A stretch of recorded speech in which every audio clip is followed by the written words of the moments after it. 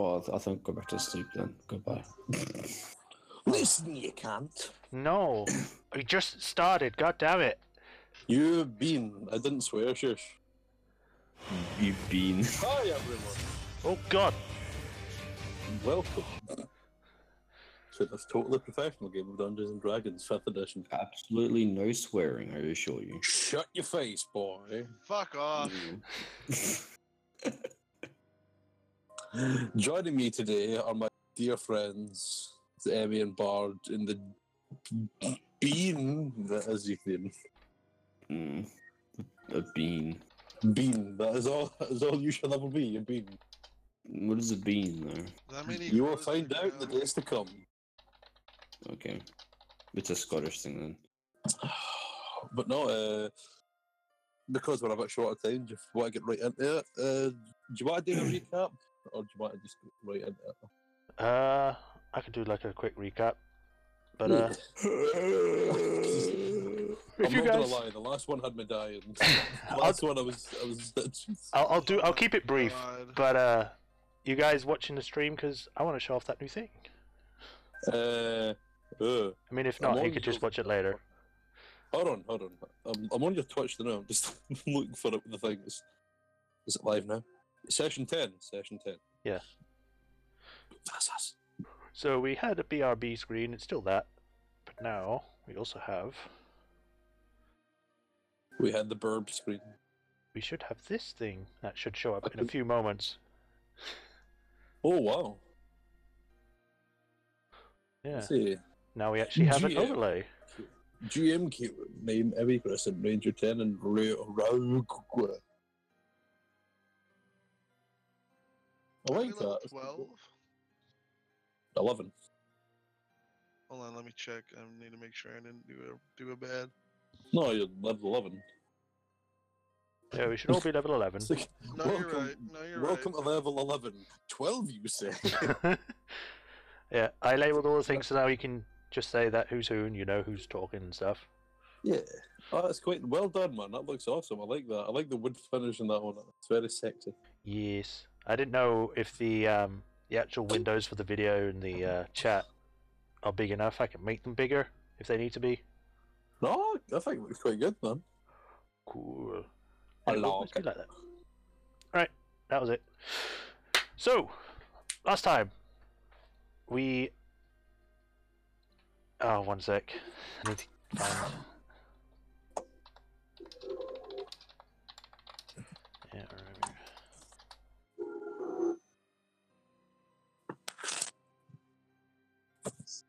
I did get rid of that. You know, for someone named Vaudevillian Veteran, I don't get a lot of vaudeville out of her name. What's that got to do with anything? Well, what else do you want from me? Okay, here we go. I just said vaudeville. God damn it, let him do the recap. I want to start. Right, last time we took our boat and we went flying after spending a night resting and meeting with a messenger who was here for Bard and gave him a message saying, "Oh yeah, some guy said that the halfling guy you met at the party for the Codex is sending people after to kill you because you're a werewolf and you may or may not have killed his families. That's what he's getting, but we're not sure 100%. Where we go? We got his name was Bucille. She has become on behalf of an anonymous person to inform us about it. She gives Bard a stone with a white symbol on it, which is apparently a stone of communication. After that, we spend the night there, we get rested, and the next following day we take the ship, go flying, and we... where is it? We get there. In the morning, we have like a whole breakfast feast thing with a buck. And Ethan had a chat with his god while he was sleeping at some point. He was like, "Where did you go?" "I went and banged." "No, wait, nothing." He was like, I see you, boy." It was like, "Father, no." Boy. And then he woke up and he was like, "Oh, yay, back to being me." And then we went more further on to the wall route. So You Sword forgot, Ruins. you forgot the confession that Bard had. That doesn't matter. We went to Sword Ruins. Bye guys. See you later next week. Jesus. Nah, okay. I was doing a brief one, but fine. And where are we? Fine. So what it was is that the woman left, and then Fido was like half asleep and was like, Alright, that's it. That's it. Bard's turning evil. He's killing everybody. It's like the okay, okay, I'll do a Bard's thing, and it's like, okay, No, I'm already you in your sleep. That's okay. It's fine. You've chosen your path. I'll do a quick run, and it was like, found Fido asleep. He was asleep. So I kicked him out, and he went to sleep, and then we took over his watch, and then Fido was like, I can't sleep. And when Bard was like, I can't sleep, and it was like, okay, I'm going to tell you that I killed a lot of people when I first became a werewolf. I was like, okay, that's actually kind of bad. It was like, yeah, I actually feel bad about it. It's like, well, it's not your fault. I was like, yeah, but I actually still feel bad, and I remember everything the person I killed, and I was like, okay, yeah, sure, that is pretty bad, but hopefully you can get around this. And he was like, yeah, hopefully I can. And then the next day happened. And we went flying. I hate you so much. We went flying, and it started raining. Tishan was still asleep, and then we landed again near to the battle, Hadar Ruins entrance, and then we had different chats about like asking Fido to teach Emmy some stuff, and then that was it. It started raining, and we rested.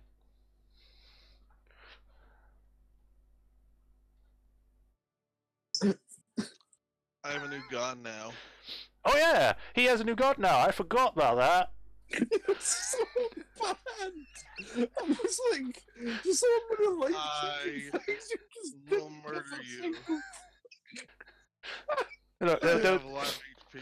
look, My alpha strikes, you're dead in 3 turns. look. There's a lot of stuff that happened that was off the side. It was a brief thing. A lot of stuff happened. Bard got some stuff happening, and Ethan banged someone, and then like met with his father, and then he was like, "Oh, hey, I'm not your father. I am your father, but I'm also not the god," and stuff. You know, things happened, and now we're on the next day.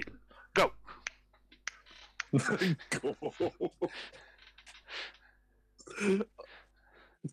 Did I even say thank you for that? No, it's too bad. That was worse than the last one.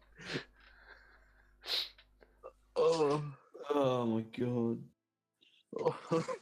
The fact you glossed over it so quickly was just... Hey, you asked for a brief one, and I tried to get a brief one, but then I started getting flack for it. So I was like, okay, I'll explain the other stuff.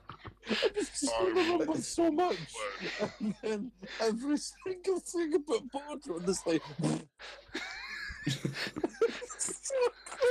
was like, oh, but yeah, but then, yeah, but then, yeah, okay, go. It's the fact that just the guy's like, oh well, he said he killed a lot of people, and he, you know, like it terribly haunts him, and you're like, oh well, oh, not bad, that's a shame. I mean, I hope we can get around it. Yeah, but I still feel bad about it. Oh yeah, that's still pretty bad.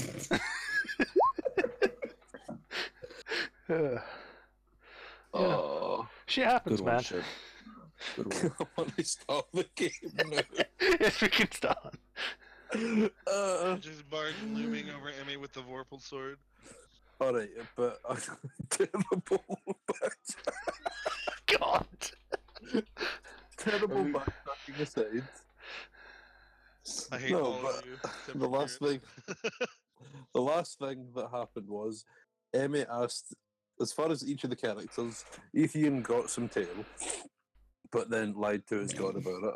Bard has begun the steps of renouncing his werewolfness and has begun a step of helping Saloon save Tom. And Emmy Oh yeah. she is getting Fighter Nothing. to teach her some rudimentary rogue tricks. He's gonna teach me the die trick where you like make it land on what you want. No, that's just a loaded dice. Not if you use your wrist. Still a loaded dice. I'm joking, but no. As we go back into it, let's go back to one of the subject. The first thing we'll come back on is Fighter and Emmy are just currently. I would take it like judging by the time skip, you know, we've done until the next morning. manage to come into like the next morning, or even the next couple of days. Fighter has been showing you some. I mean, you're only like the first level of Rogue, so he hasn't taught you anything too advanced. It's definitely like Rogue 101. Yeah. But- Like the first after rule a of while, he can- Rogue Club is you don't talk about Rogue Club. You can see Does that like mean after, fighter? Oh, spoilers! I can't say that. after a while, you can see he kind of started like. The weird thing is, for how easy going he is normally, when he starts teaching you, he actually becomes quite a hard taskmaster. Really making sure you don't mess up. Kind of, it turns into a bit like Hartman from Full Metal Jacket. Oh. Not up to the yelling, but definitely just kind of like on your ass for every mistake you make. Makes sense. But after that, you can see he kind of like crosses his arms and goes, "Well, taught you all that I know as far as the basics go. Anymore, and I think it's going to run out of this out of your head, though. Oh, tell you what. How about I give you the same thing I got when I first did my training? And see he like pulls one of the knives in his boot out and kind of holds it over to you. Every rogue needs a knife. A knife. Cool. And she'll like take it. Wow. Thanks for that. I'll keep this one good, nice and close. Like she'll put it in a boot or something. Yeah, just have like a little. Like he has given us like an ankle dagger. Okay. And that's what it's like, a little hold out knife. Like the way it's built, it's kind of, you can slip it into your shoe. So just peeking out of it, like you can feel it's there, but like to the average observer, they wouldn't know it was there. So it's definitely like a element of surprise weapon. Cool. So Alright. you can add that you now have one holdout dagger. Hold on. Is it like a blaster? What? Hold out blaster. Oh. To be fair, the weird fucking Atlantis people might have those. You never know. Alright, well, thanks for that. Bard fighter. Yeah, the class names really confuse people, it seems. Yep. No, We had a bard, so that was confusing at one point. please keep it safe. It's worth a bit of money, so don't end up throwing it or breaking it or something stupid. But I'm trusting you with it. She'll betray you. Where is that sound coming from? Alright, I'll keep it safe. As he like looks up in the ventilation like shaft. Have you been watching this whole time? Just creeps back into the vent like Xenomorph stuff. That is the creepiest shit I have ever seen. I'll just leave some cheese out for him, that'll work. You know what? I have to say this. You are the weirdest bunch of fucking people I have ever met. Like, there are times when you go back to being normal, but little reminders that you are all systematically insane. Oh, fighter, that's very Insane. nice. What do you We're want to be clear, insane? we're clear as we take that as a compliment. You know what? I'm getting some fucking breakfast. It just like storms away. to Didn't eat we just my have food breakfast? suddenly. Second breakfast. It's a halfling thing. But okay, sure. But you're not a halfling. Racism. He was at one point. Ugh. What? Are you here? He like looks back at the ventilation stuff. Stop having conversations through the vent. It's weird. Oh. Yeah, alright. So like she says, she puts it in a boot and then she'll start getting the boat ready to go. Alright, you are flying again? Yeah. Just taking the Could you whole trip. please for me a piloting check if you are, please? Sure. How am I getting at this? It's a 24. You're adding your proficiency, aye? I was going to say because you're pretty proficient in it now. Yeah. Just make sure. It's more just like rudimental. It's over the while to see how you do it. It's not really one element. It's only I'll only really have you roll multiple if you're like you're doing evasive actions or like having to do something that's a bit more trying on the vehicle. Oh. But as for this is just generally how you handle it. But no, you are honestly really getting the hang of this. It's actually starting to become like an extension of your own body. easily like ducking and diving under, the clouds, seeing the views perfectly, not really janking the boat as much as possible. Yeah. The prototype's quite front heavy, so I have to be careful that I don't swing her about too much. As far as a prototype goes, but like Barbus, like the more you fly it, the more Barbus can take notes and see like how can I perfect this in like the actual model. Like it's As kind he of is like whenever you're flying, Barbus is kind of like just off to the side, taking notes on like the pressure, how it handles at certain speeds and certain depths, and just generally being like the ship's engineer almost. yeah. All right. No, so whereabouts are you heading? The most direct route to the Woolsword ruins to drop off Barbus. All right. When are we going to Balahadar? We're at Balahadar. Have we done anything here? No, we just stopped here, so then we could continue on.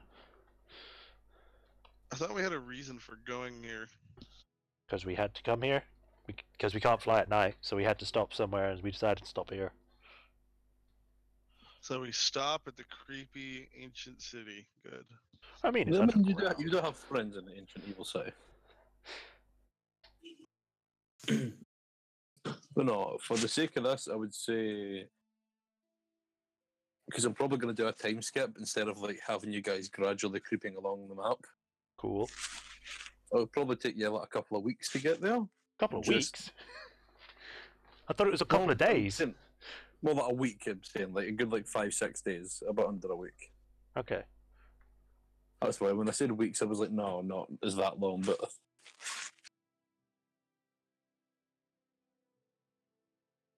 Remember, you do have several miles of ruins down there. And they're not really evil, they're a nice people, it's just a necromancer. Yeah, that is true.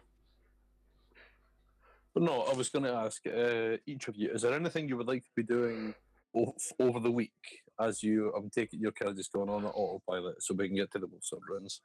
I may just be probably practicing the new skills she's learned. Just kind of helping fight, fight or going over stuff with you, making sure it's kind of drilled into you. Yeah, maybe we're trying to keep each other fresh, and he's making sure that I've got everything right, and I'm also keeping him refreshed up on the basics. That's why. Okay. Ethan, can you please roll me a intelligence plus proficiency, please? I don't think he's actually rolled that well on each time he does this. Almost like an Arcana check. How about you suck my bean, boy?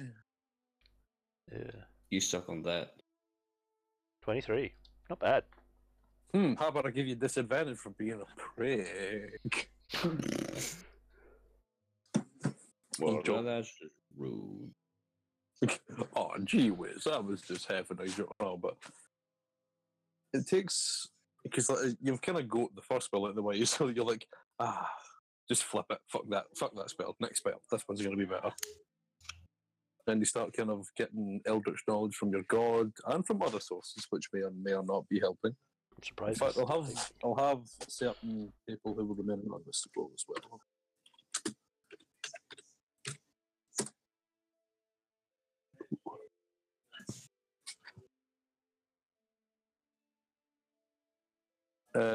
That god isn't helping.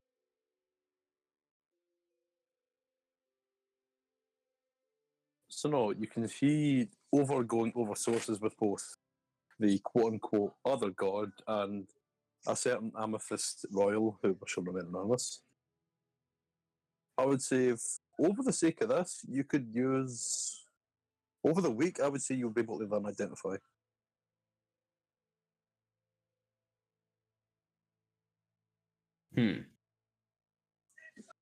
Over the week? But by the end of the week, you will be able to learn Identify, yes. That's fair enough. Identification! So I can finally learn what these necklaces do. Yay! Kieran, can I just ask, do we recover HP over the time? Oh, fuck it, yes. Cool. Over the week, you just have these wounds that never heal. I think we have the plague.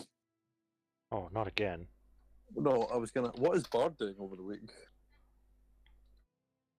Meditating, praying, wondering what exactly is waiting at Double Sword Ruins because they were abandoned, but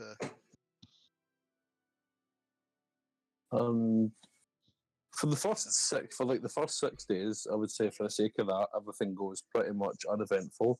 It's just a day of sailing, taking down to rest, enjoying the company together, enjoying the lovely weather when it holds up. Like the weather is actually pretty normal here in Lysandria. It's just more up north that takes a very drastic dip into coldness. But on the very early morning of the 7th day, when you're about to reach the Wolfsword Ruins, you suddenly, this is Bard, by the way, you are suddenly startled awake by a very cold wind, which is strange because, like, where your room, there is no real, like, the porthole is closed, so there really shouldn't be any wind blowing. alright, I sit up on the bed. As you turn around, you can see there is a faint blue light just off to the left of you.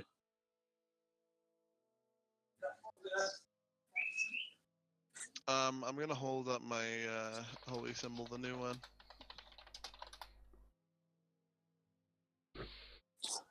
Alright, you kind of hold it up. As glowing, you can see there is like a dim, and in the light, you can see a familiar face.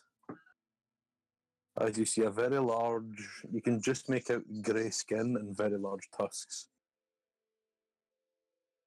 Huh. But there is a strange blue light around him. And he looks almost a bit malnourished. He looks pale and impoverished. As you notice, Rack is in front of you. What happened to you, Rack? Aside from you cutting my head off twice.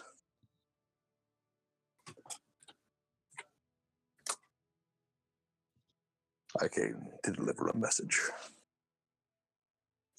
I assume from the court. No. No. Thanks to your quick dispatch of me, they decided to leave my body to rot, which inadvertently let my soul finally be free. So in a weird way, Bard, I have to thank you. Although I don't care what you've done to my axe, as it kind of like looks at this holy, like the holy hammer down there. Wasn't my intention, but all I can say is I didn't see the need in letting a warrior pointlessly slaving away as a pawn, and I pitied you. Well, I thank you for that. And to return the favor, I'd like to give you a warning. Because I can feel it. And I'm sure you can too. There's going to be a new Moon Lord soon. A new one. I thought after the death of the first one, it would all go back to legends and folklore, and we could all get on with our lives. But no, fate's far more cruel. The denizens of the curse. Tell me, Rack, do you know who killed the first one? Not a clue. I was as blind in my servitude as you were. Whoever it was, I'd like to buy them a drink. Well, I would have. But that's why I have to give you this warning. You know what's going to happen if they come to sentience and take their place as the Moon Lord. Yes. I wonder how many are still left. I'd rather not know, to be honest.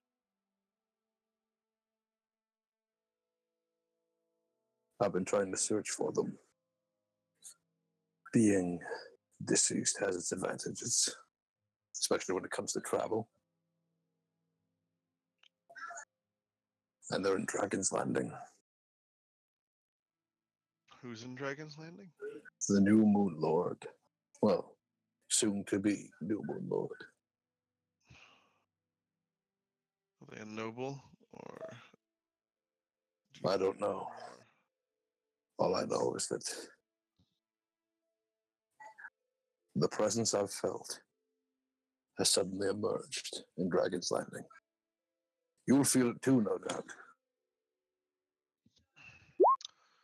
It's always ached at the back of my mind. I found a new purpose, though. Hopefully, maybe others can return to the same.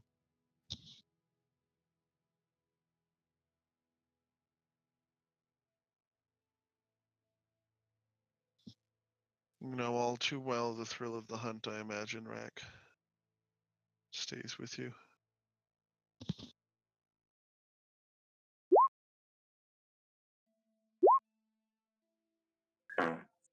Hello, everyone. Rack. Sorry about that. No. But how much did you hear, sorry, before I was cruelly whisked away? I was just, I said something about I have a new purpose now. Perhaps I can convince others to turn to the same. And then I said, the thrill of the hunt stays with you. It's been in the back of my mind all these years. Strangely hard to let go of. You know it's not going to be that easy, right? Especially if this Moon Lord, takes his throne. He has a hold on you. He has a hold on all of us. Even in death, I won't be escaped.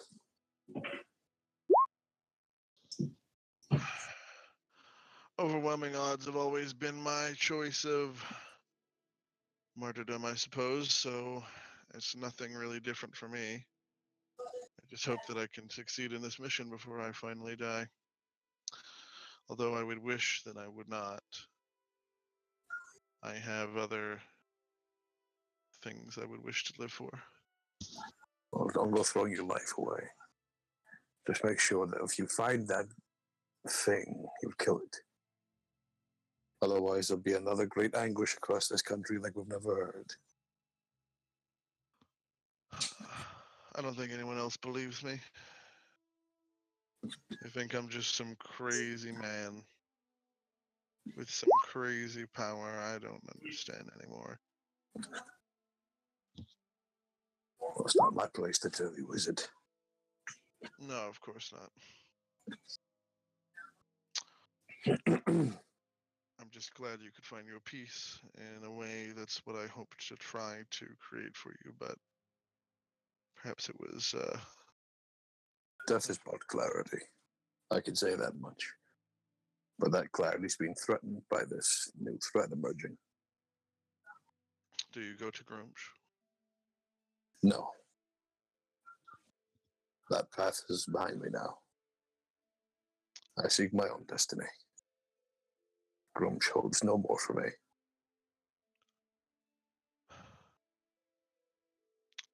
Perhaps we will see the day when our two races can live side by side. As long as the Drow exist, that will never happen. And you can see he's starting to fade. Farewell, fellow warrior. You can see what he kind of like, you know that weird like orcish, like fist to the chest thing they do as a salute? He does that to you. I return it. Then you see this, it kind of like very slowly fade until he just disappears fully.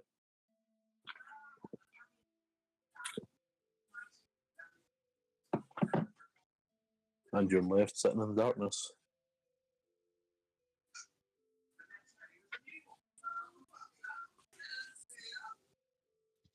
I have the strangest conversation partner sometimes.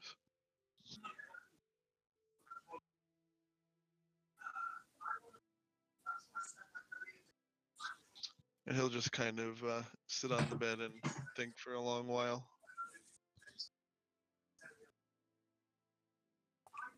Do you do anything else, or is that you?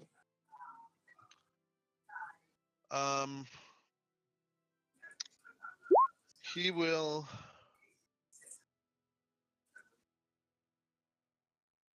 take out that object that I told you about before, the one that he made way back when.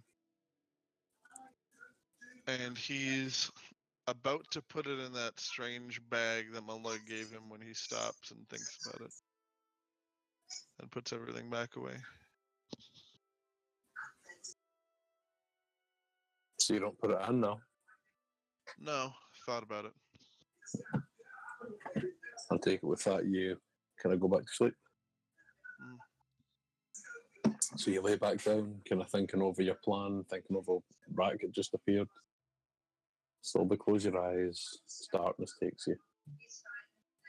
For a good few hours of somewhat restful sleep. As morning once again hits you.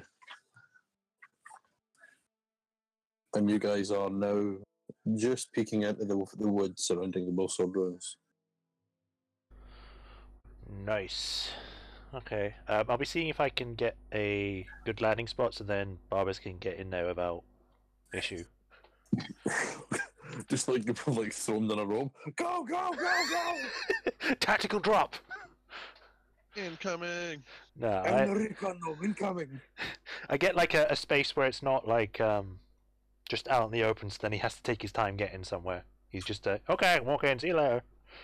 Just I take it at the ruins then, it's probably your best bet. Sure, would that actually be in the forest? It's pretty thick forest in the surrounding area. The only real clearing is the ruins. Okay, I guess we're landing in the ruins then. Can you roll me another piloting check, please? Yes. Roll 1d. Bum. 25. Not with ease. Like the rest of you are kind of like hanging on the edge of the boat and looking over, kind of being like, I don't know, that's a bit tight. You know, see, like Emmy swivels the boat around, gets it low enough, and just starts like reversing. There's not even really seeming phased by it at this point. As dexterously managed to shift and sway in and out of the trees enough to you actually get to the front of the ruins. Do I do like one of those parking things where I speed up and then skid into the parking spot? Just that thing, and just start reversing. Yep. There we go. Perfect landing. No, you land very much with ease. Nice. She'll start, turning things off so then she doesn't blow things away, and then puts down the gangplank. Alright, we're here. You can see Barbus is like a Wayne in a candy shop, just kind of, my goodness, look at this place. It's incredible, all these ancient markings, and and just he kind of jumps out and runs down the gangplank. He seems excitable. As Fighter kind of like, has his head slumped over on the railing, and it's just kind of like gently falling asleep again. Fighter, I think you need to rest a bit more if you keep falling asleep like this. No, I'm fine. Not a morning person. Well, maybe a little walk around the ruins will wake you up. Come on. And then she walks down the gangplank. Nap in the ruins. I'm with Fighter on this. I just don't like airships, I don't think. This doesn't sit well with me. Well, maybe the ride will be a bit more safer when we get past the prototype stage. I'm fine. She just jollily walks down the gangplank going after Barbus, just walk slowly. I mean, As you see, Barbus is kind of like, and an excellent pilot you are, Miss Crust. Yeah, she's a fine vessel. So, Emmy looks like... Sorry? So I'm just imagine Ethan like walking out, he's like, oh, it's bright out here, oh god. He just starts immediately evaporating. So what is all the... your magical prowess, and you can't create a spell to keep the sun out of your eyes.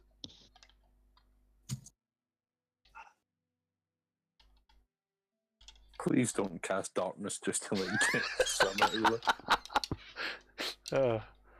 You're muted, by the way, if you try to say something. But, yeah. What do the ruins look like? Damn it, I had the thing, but it was... They look like ruins. Okay. No, because I had the thing.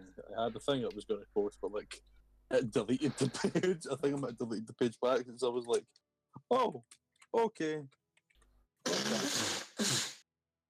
Thanks for that. I like how you were muted because I unmute yourself to blow your nose, you utter dick. third level holy Whoops. smite. No, I'm just kidding. What, and his nose, that's a bit harsh. If I did still have one of those banishment arrows, I'd use it on his face. Why are you all so horrible? Hey! I mean, I don't think you could banish something that ugly. Ow. Oh, wow. Moving Ow, on. that was... God, Jeez. Jesus. Right, bullying is never okay, guys. You push him around a lot, he'll fucking push back. Look, don't quit picking on the nerdy kid, okay? The nerdy kid who is best friends with Cthulhu. Mm. Mm-hmm. Yeah, suddenly seems like a terrible idea now, doesn't it? I know the very big people. I'm imagining my that... dad works my dad works for Wizards of the Coast. I'm imagining that, like, as you're trying to find, like, the stuff for the ruins, it's just not there. We're just looking at an expanse as it slowly builds itself. But no. Monkey. As you walk in, it's That's actually a very expansive series of buildings. Huh.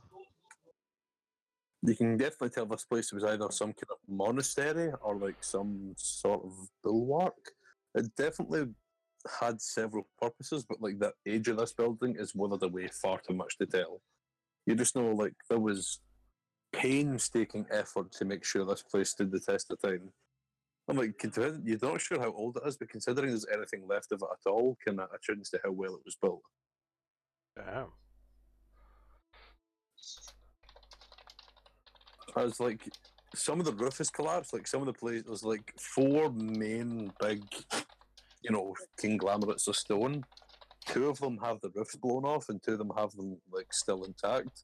But definitely the biggest one is the one you've just walked into, which is like a big open cathedral area. Look, you are not rolling a geology check. God damn you. Cool. Can we tell if Being a there's... goddamn rock science. Are there, like, any words on anything, or any writings anywhere? Anything that looks like topography, whatever. Make me an investigation check. Yeah. Welcome to D&D, fellas. We're going to do some archaeology. I rolled a 4. There are runes, and like you're like, oh wow, what does this mean? Then you kind of see it for a second, and it's just some dick that's wrote like Ian was here. Can I make a history check on any of the runes to see if I understand what language they might be? Sure. Did you find some? You're looking I think right. I'll Okay. tip to. You know what? I'll make a. You want me to make investigation or perception first? I would say you can make history if you want, because like you might know something about this place. Oh. Ooh. You would be able, like, just from general history lessons you've been taught, no one really knows the purpose of this building. They just know it was definitely some kind of fortress. It was definitely some kind of like forward outpost for someone or something. So other than this was a fortress, I don't know anything about this place, but it's been around a very long time. All you know is like the 4 buildings, the rough estimate they can get is this was some kind of temple, the other one was some kind of sleeping housing or chambers, the other one is some kind of armory, and the 4th one is some kind of throne room. It's like some kind of council meeting. Buildings. Sure, make me an investigation check, you can. Throne room. And... You are still thinking about that drow lady, man, and you just cannot The concentrate. dumbest person in the party has rolled a 22. I mean, you get that roll, fam. So I look like back to Barbers and like, so this place looks really old. And I'll roll on for Barbus. You'll be hilarious if he gets tased like, I don't know, shit. I'm old. Well, No one can do this. Yeah, this is That's indicative of the session. That's twice I've called it. You can notice this, as you can see, it's just like, oh, you see him. Oh, this place is wonderful. Minute as he's leaning, you just hear like, oh, as this a bit of the stone falls and hits him in the head. Like, oh, I don't like that. Are you alright? oh. I don't think this place likes me very much. Maybe try and stay away from like the crumbling ruins. He is actually bleeding from that. It did actually like cause enough like that. Like it was a good probably like the size of a fist-sized stone. All right. I mean, out of character, I'm like, in character, he's like, oh, I should try and heal him. But out of character, he's like, I don't want to waste a spell. Bard will, for the first time in a long time, walk forward and place his hand on Barbas's shoulder and dump him 5 points and lay on hands. As I notice, he kind of like. So you're touching him. Still kind of rubbing his head. Oh, thank you, Bard. I appreciate that. I didn't realize you had healing capabilities. I didn't. Oh. A lot of things have changed in a very short period of time. Oh, wow. Congratulations on your new purpose, I suppose. Huh. When did you learn to do that then? For a bard. When did you learn to do that then? I don't know, just kind of instinct. I mean, I used to be able to do healing spells, but not quite like that. Huh. I just kind of put my hand on his shoulder and I thought about the injury and I closed it, I guess. Oh. Well, that'll be very useful. Thanks for that. Okay. So, let's see if we can go set you on your way to find Shingles and the others. If I look around, do I see if there's been like traffic through here recently? Like other than us? Make me a perception check, please. Perception. Do. Why does everyone? I just looked at the chat. Why is everyone saying lay on hands is gay? God. Perception. Guess who's not getting lay on hands? Yeah, next time you need healing, then I guess. It's like, guess I'll die. This is an 18. As you're watching, you do actually hear the sounds of some kind of stone or something being moved, and it looks like there has actually been activity. You can tell just by the dust. This place used to be a lot more rocky, but it's recently been quite well cleared out. Huh.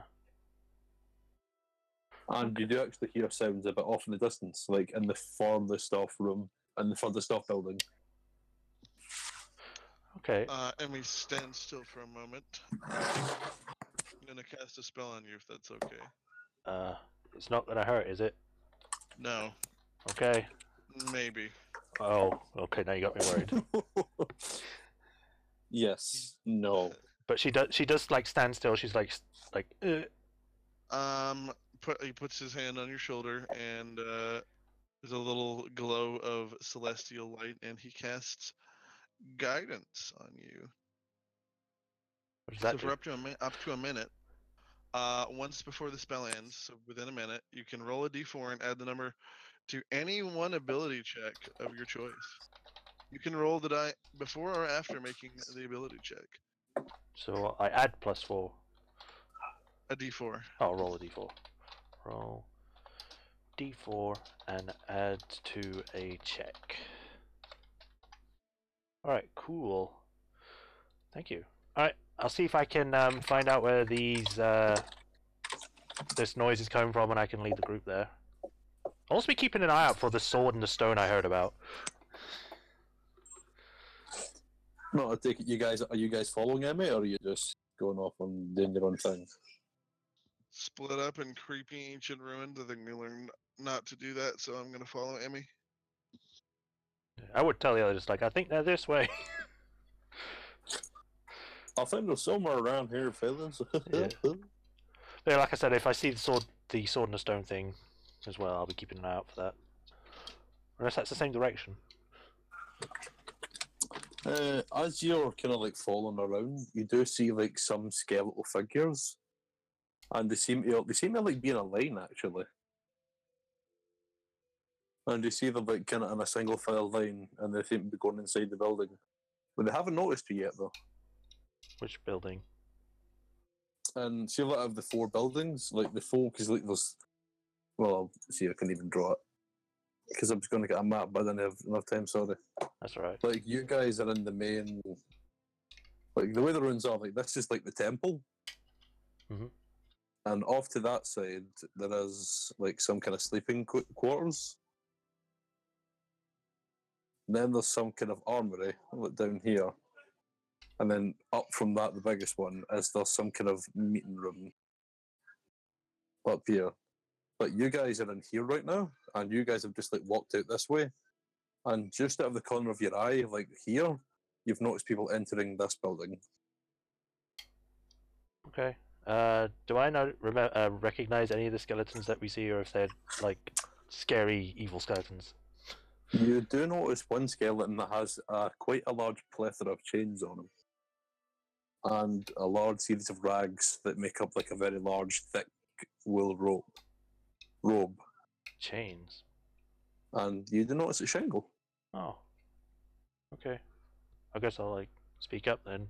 Nothing looks strange, does it? It looks all fine. They're just walking into a building. No, they seem to be. You hear the sounds of like effort or some kind of strenuous activity, but you don't hear too much. Okay. I guess I'll call it like, Shingles, hey! You see like a couple of them did turn around as you notice. As far as you don't really get much of a facial expression out of him for obvious reasons, but you notice he does like kind of open his arms up a bit slowly and kind of walks over. Kind of like looks back a bit as he realizes he's lost his place in the line as the guy behind him is like, yeah.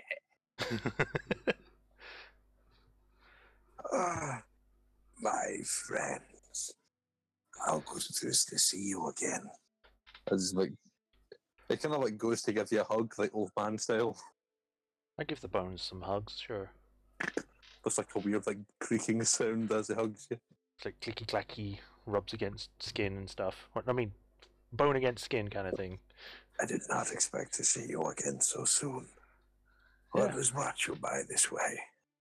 Well, you said you wanted to meet someone of your, well, intellect, so we've decided to bring, Oh, the engineer. I remember you telling us about him. As you notice, there is like a certain little gnome who walks by you. Yes, Barbus is my name. Wonderful to meet you, sir. As he kind of kneels down a bit and gives him like a handshake. So, I hear you're one of the foremost experts in aerodynamics. You can see like they start going on in techno babble that is way beyond your head. Yeah, yes, that assertion sounds smart. As you see the two of them kind of look at you and like, I'm sorry, I got.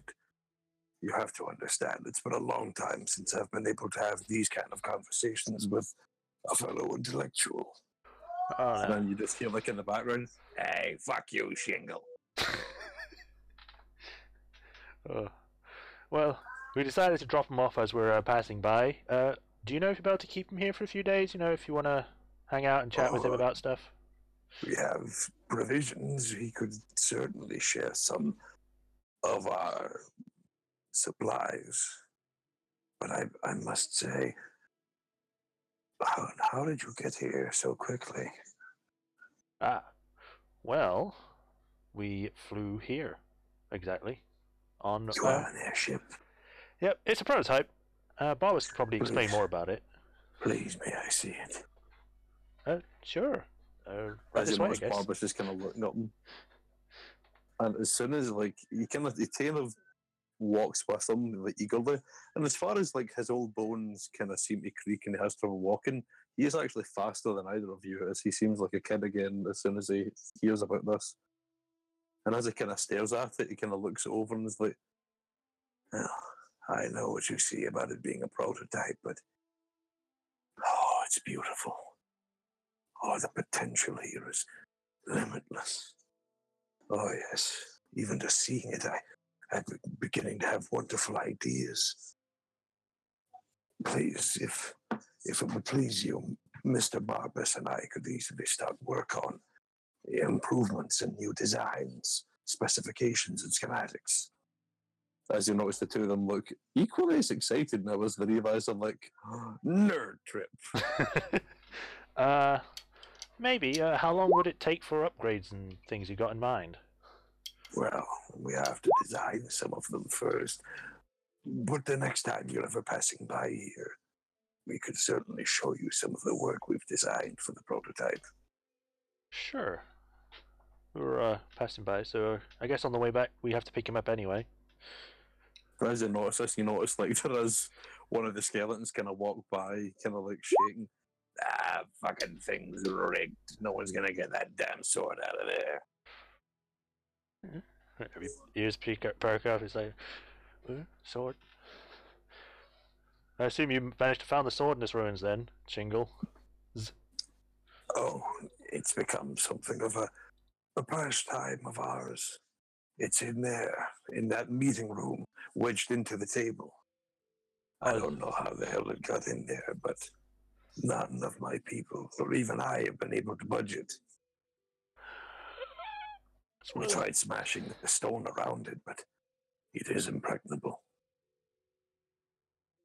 Awesome. That was actually one of the things I was hoping to see you while we were here. Do you mind if we take a look? And we don't own the ruins. It is a public place. We are merely squatters here in a sense. Cool. As you did notice, Ethan, you noticed, Bard. Oh, no, I'm perfectly happy staying here. You're more than welcome to use the cloud skipper as you see fit. I did build it for you, of course. I mean, that's what it was designed for. I think it'll be much better put into use with clearers than sitting in these ruins day after day.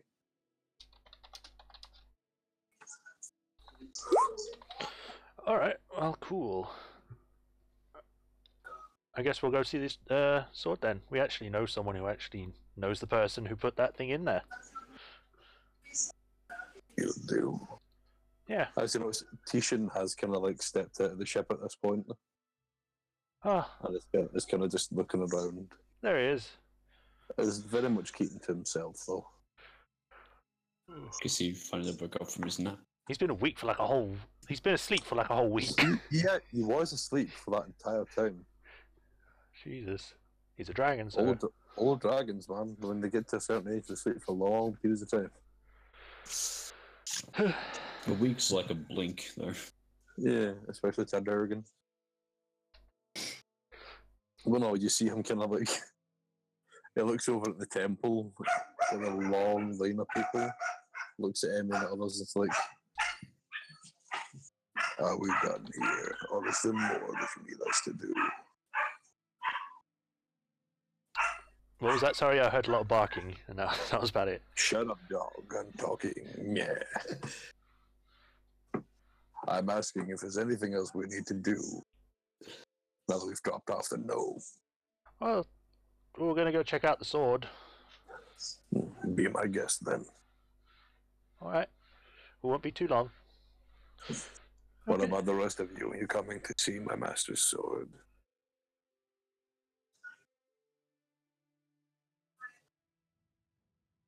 I'll just shrug and might as well. But Might as well. Bard is deed. He's dude. I was thrown up a few minutes ago. Oh God, man, sorry. Are you sure you're right to continue, or like? Yeah, this is one of the only things keeping my mind off it. I'll just let you know if I can't go on. Yeah. Bye. Just don't feel like we're forcing you, man.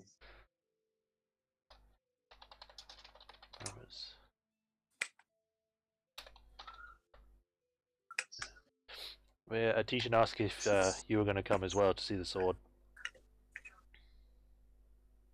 Bard. Bard. Yes, I am indeed. Cool. The so-called famous wolf sword. So which I the guess ruins are named after. I guess we go there. It's like, oh yeah, this is Shingles, by the way. He's the guy with his people here for the moment.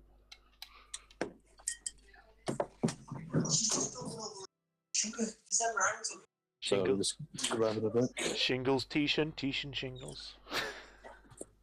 You can notice the two of them give like uneasy nod to each other. So like,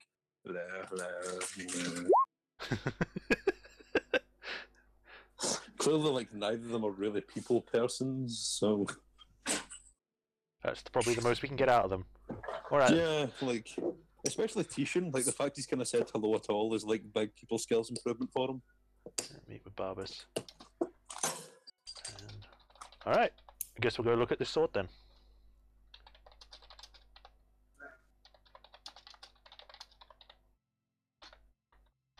Or not. No, I was just putting my stuff in. That was all. I was grabbing a drink. But no, as you walk, well, I'm going to ask: are you walking, or are you like walking past the line, or are you joining the line? Like there is room to get in past them. Barbas, you know if it'd be alright if we speed this up because we're actually in a rush or in a hurry? As you notice, kind of like Tishan is already walking in front of like all of them. I guess so. Alright. I just follow after. It's like, okay. As Shingle kind of is like, oh, they'll only be here shortly. Look, they saved us from a necromancer. Let them have a go first. And like, you kind of hear like, they seem a bit pissy about it, but they're like, yeah. Cool. Alright, we enter the ruins where the sword is kept. But it is a very simple room. As you walk in, it's like a set of double doors that have collapsed. The ceiling is probably about 60 feet. There is a mural on the ceiling, however, you can't really make it out because it's been worn away with time. You can just make out a dragon's wing and really not much more. And there is a table. It's like a round table with 12 seats on it. And right stabbed into the middle of it is... if it loads. Because it's uploading. Oh. Huh. That's a cool sword, bro. It is a 7 foot long great sword, which apparently it's been as long as the historians have counted, and it doesn't look like it's rusted or aged a day. And it looks sharp as balls. Those are some sharp balls. As it's just kind of like stabbed into it, like about halfway into the table. I'm curious now. I take up a rock and I go over to the sword. And I'm going to press it up against the edge of the sword. As it starts to look like it instantly just splits it in half. Just look at the two halves of the rock. That's and so then kinda show cool! everybody else. Like, can I guess Emmy will go up to like touch it and see, like, not the actual sharp bits, but you know, the parts that you can touch. The Well, flat of the blade. it's not like a lightsaber. It's not like as soon as you touch it, it's like. Well, yeah, but obviously she's got to be You mean- safe you about mean it. The flat the of the face of it. sword. Yeah. Right. It is like these little parts, like the parts here, they are glowing very dimly green. Cool. Were they glowing before? Oh, they were always giving off that light, Interesting. Okay. Well, as you notice. In fact, make me a perception check. just Bard? Everyone. Okay. Perception. A pursuit. 20. 20 vision. A bunch. Perception. Oh well, perception is shite. No. You almost got the same. The three amigos. But no, you guys know, like, you notice Tishan is kind of like standing back a bit, and you can see he's breathing a bit heavier than normal. And you can tell just by like just general kind of like glancing off to him, he looks upset, and you can see he is struggling to hold back some kind of tears.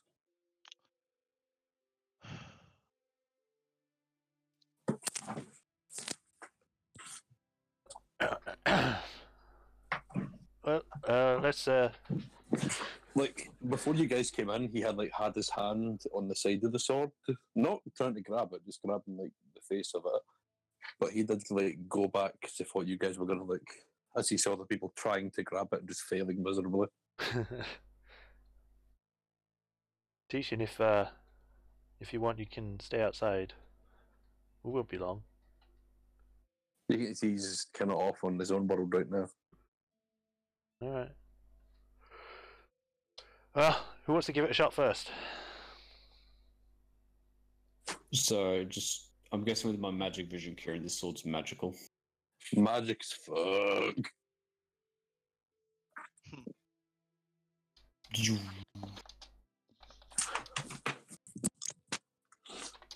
Sort of plus 17, yeah, pick. Yes. So yeah, I did ask that to the party. I was like, who wants to go first then? Fighter? The sea fighter, like, Yeah. Oh, jumps on top of it. As he's like, judging from the size of him, he has to like actually jump up on the table, and he can't even reach. Like, if he grabs the hilt of the sword, he can't even touch the ground. So he has to just kind of like awkwardly. And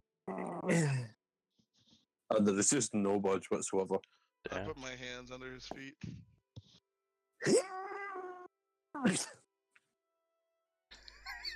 There's no budge. Oh well. Maybe next time, Fighter.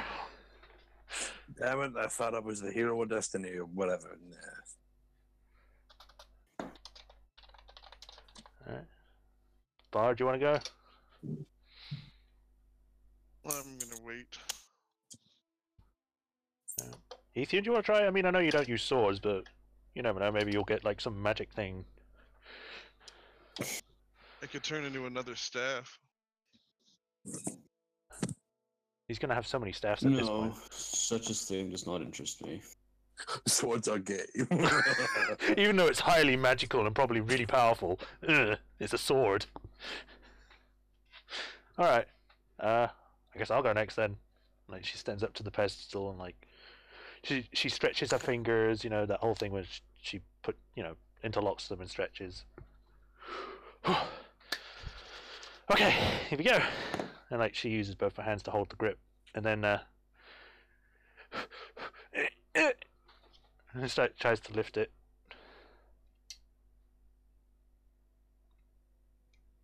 Make a strength check, please. Okay. Athletics or Great athletics. warrior Athletics legend. check. Okay.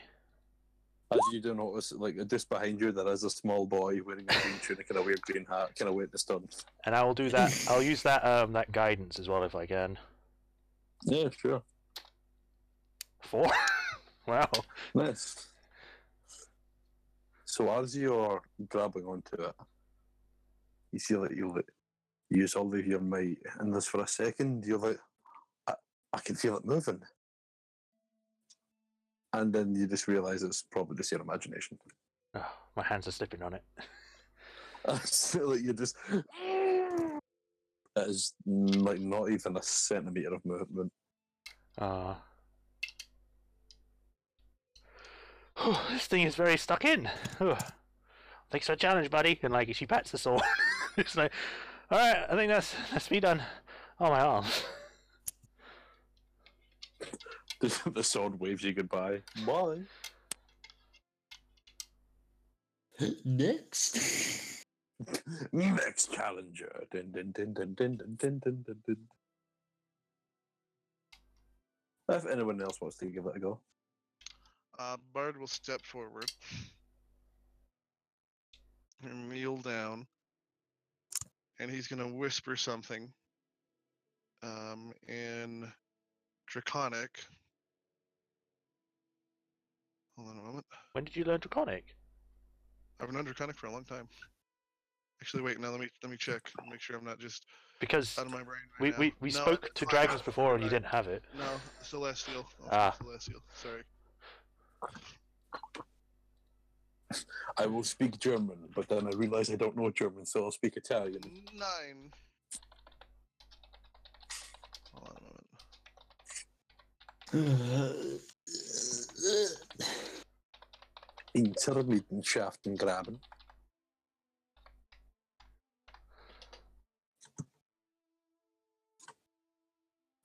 He's whispering something. He's like, please let me buy the DLC that lets me get this sword. It costs $19.99. So saith the powers of EA. Did you download the day one edition? Yes, my lord. And did you pre-order the game? Yes. The gold edition? No, my lad, only silver. Be gone, zealot. But I bought the season pass.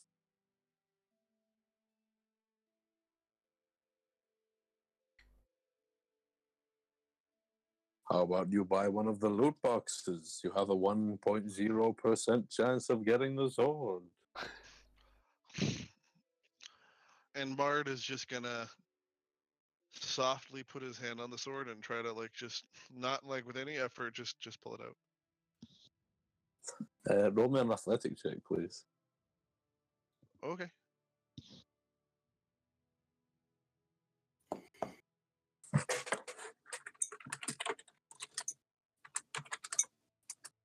Oof, 15.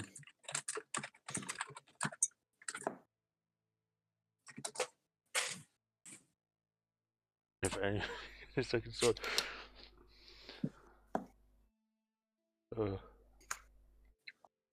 That was. So, like, you like stand up on, because there is like a little pedestal where you like walk up onto the table, and you notice like Bard puts both hands on it, and you hear like a as it does actually come up about an inch, Oh, and everyone is like, but it sticks again.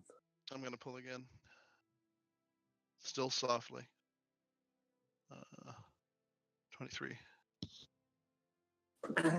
Another inch. I'm just gonna keep pulling.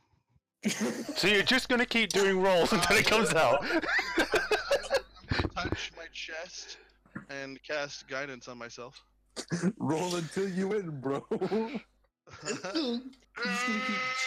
keep cheesing the fuck out of it. Well, it's fucking moving. That's gotta mean something, right? Another inch. Only like 6.5 feet left to go. Son of a bitch! I'm probably not gonna beat that DC right now. Inch and inches out. You keep 25. casting guidance on yourself, do you? I thought Yep. it was. Yep. How many times can you use that? Just you can just imagining this image of you constantly slapping your chest and pulling the sword. Come on! Oh man! Right, So so you're doing, Emmy you're doing just. like a weird hacker right now. I'm just like Emmy's just watching with her arms crossed. It's like he really wants this. Not one, dude. No, go back. Go back. You know, it's still like as you're pulling it, you start to hear like, and you get there and you're like, come on. And like, there's Oh a my second. god, that's a 30. For the second, you notice you see, like, as you like shut your eyes for a moment, you see a very large image of a moon, and you are pulled forward as the sword and just embeds itself fully right back down into the table. That was strange. Huh. And can you make me a dexterity saving throw, please? Uh-huh. Oh, because he was putting it out, and as it was coming out, he got forced back down as well. So he probably Oh, no. butted the Oh sword. no, you hear like as it like stabs into the table. As you're like you're sent flying 10 feet back from the table as the sword emits some kind of beam and like blasts you off of it. Oh shit! Am I just knocked back when I took damage? Not just like knocked back, don't take any damage. Bad, you alright? Maybe. I think I'm gonna try again tomorrow. Tomorrow, we're leaving after this, but are you Well, I mean, it moved. Can you roll me another dex save, please? 20. So that as soon as you say you're going to try again, you actually see like a flick of the green energy, and like go and attack you, and you just manage to like duck under it. I'm gonna jump at it and try to pull it out again. fuck? It's fucking shooting at me now. I have made it Oh my angry. God. I shall get it angry. Ah! Bard, stop! You're gonna make it worse. I mean, actually says that, but And as you know, like as you're running forward to it, someone is standing in your way. Who's that? You can't see their face. It's like some kind, like the same thing with Rack, like the ghostly apparition. Except it's kind of like a silhouette of some kind of like knight, and he is holding the sword in his hand. Though he's holding like a copy of the sword in his hands, and he is in like some. He's like in a stand, just in front of you to stop you from getting the sword. Maybe you're right. He slowly just backs up. He follows you for like a good 15 feet before like stops, and is in like a very defensive stance. And you see at this point, like he kind of like raises the sword, and the other skeletons kind of run away from it, as this weird like ghostly sentinel is now standing guard beside the sword. Well Are then, there any markings on the armor that we can see, or is it too like? It is very faded. It's just like only really by the shape and the shading can you tell it's armor at all. It's just like a silhouette of a person.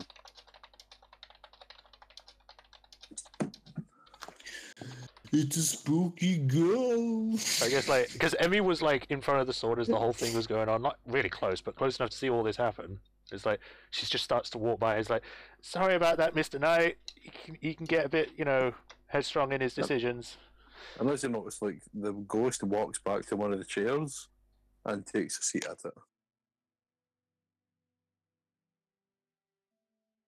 it.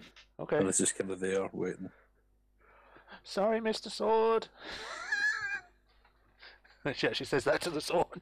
It's like, we didn't mean to upset you. Roll me a persuasion check. Wait, really? Okay. I mean, you might as well. Persuasion. That's a 5. Haha. There is no change from the sword or the ghostly figure. Okay. Is it? Can I do a roll that sees if this spirit is directly tied to the sword itself? Like, is it spawned from the sword? Arcana check, please. Arcana. The best thing you can gather is some sort of like.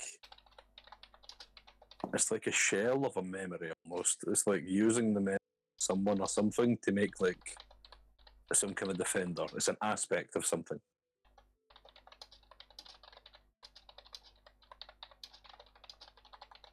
Just staring at this ghost, just studying him, just. That is staring at you back. It might be a good idea to leave. I think we kind of pissed off whatever's in the sword or whatever's protecting the sword. Ethan. I moved it.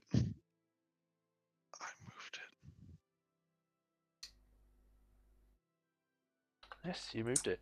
More than any And you of can us. see the ghost is now kind of like, after a while, he does stand up again and kind of like stands at the entrance of the ruins, just kind of like standing guard. Okay. Damn it, I was hoping to try again, but I guess that's out the window though. You can always try, just you might need to try and convince the ghost not to beat you over the head. Oh, I mean, I was only going to try it one more time, and then because I wanted to, Emmy wanted to make sure if it actually moved or if she just imagined it the first time. Well, I was going to say, like, there might be another way to try again. It's up to you if you want to go for it or not. It's okay. He'll just beam you in the head one time. Fine. You know what? Emmy's curiosity is beating her. She'll do it once, but that's it. She's not going to push it if the guy's like, no. So I guess like if everyone else is going, but Emmy will go up to the guard or night guy. He's like, so sorry about my friend. He does get a bit headstrong when he makes his choices. Would it be okay if I could just give it one more shot, please? Make a persuasion check, please. Persuasion. That's a 10. Never mind. You can notice that as he's like there was no reaction for a few seconds before he takes one step to the side, as if like kind of letting you past. Oh, okay. Thank you. And then like she The DC was a cautiously. 10. Huh? The DC was a 10. Oh, whew, okay, thanks. And like she cautiously walks in, trying not to be threatening about anything. And then she'll go up to the pedestal one last time. Before she takes out, though, she's gonna like touch the actual blade of the sword and is like,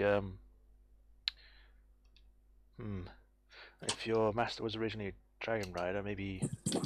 And then she'll speak to it in Draconic, like whatever. It's like, I'm sorry about what happened earlier. My friend obviously didn't know how strong of a weapon or being that you are. I don't know whether you're alive or if you've just got some sort of magical protection, but you would be a great help on our adventures. We are going against something quite powerful, very strong, and you would possibly be a great help in this. Maybe when it's over, we can place you back, and maybe the next master that is right for you will be a good fit. But as right now, we need your help, and if you'll allow me to take you with us on this one adventure, I'll put you back after. And she says that all Draconic to the sword. And then she'll stand up. You can notice the ghost is now watching you.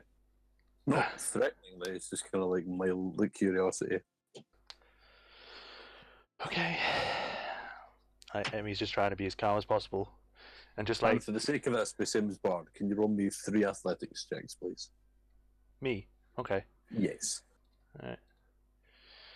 Athletics, come on, I'm actually trained in this. Come on. 1, 2, 3. That's 12. 11, 20, and 12. So you can notice the first, like, for this set of 3, the first time you give it a tug, there's not really too much of a budge. The second time, however, you nearly knock over as it lifts like a good inch above. Like, this time you definitely felt that it did come out of the hole a bit. Damn. The third time, it doesn't go up.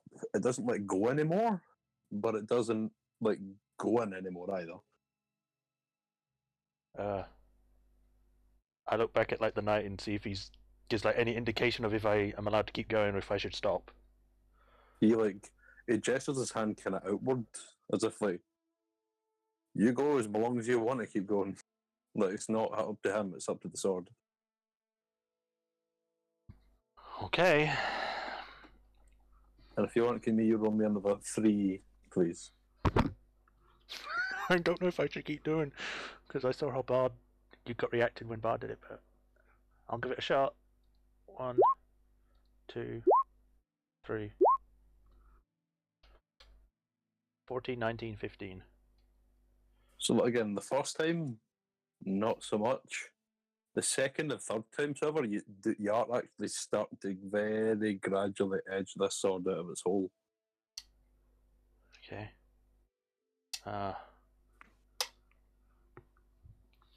It's like each time it moves a bit, like Emmy's like saying, like, thank you for this chance and this opportunity to do this. I don't really go for weapons, but hopefully, once our mission is done, we can move on, and I can put you back for your true master. And she tries again. Roll me 3 more, but these 3 have advantage. Okay. Advantage. 1, 2. Oh my god! Come on. Dice God's saying no.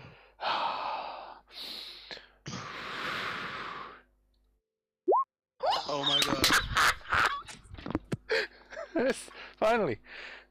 So one thing, Ethan, like, as you go to peek around the corner, like a second that you just see the ghost slowly peeking to like stare at you so you can't see him. It's like a bouncer, he's just standing with his arms across like, no tonight, pal. I'm just trying to watch. So it's a 3, 13, So 9, no, and a 25. So like the first time, there is no budge whatsoever. The second time, like, come on. And there is nothing whatsoever. Come on, Emmy, it's no use. No one's been able to pull that sword for eons. And then the thing, you're like, you kind of like get a bit deflated, and you do feel kind of like, ah. And as you like walk away, you hear like, king, king, king, king, king. As you like kind of look away and realise you just pulled the sword out. I did it. I actually did it. And right away you notice the ghost of the apparition just instantly pop away into nothing. Right, I mean, she just looks around and is like actually completely shocked because she didn't think it would work, and it's like, okay. Yeah! As you just notice that it's like one of the shingle people. I mean, I've been waiting a while now. It's my... Holy fuck! I did it, Bone Man!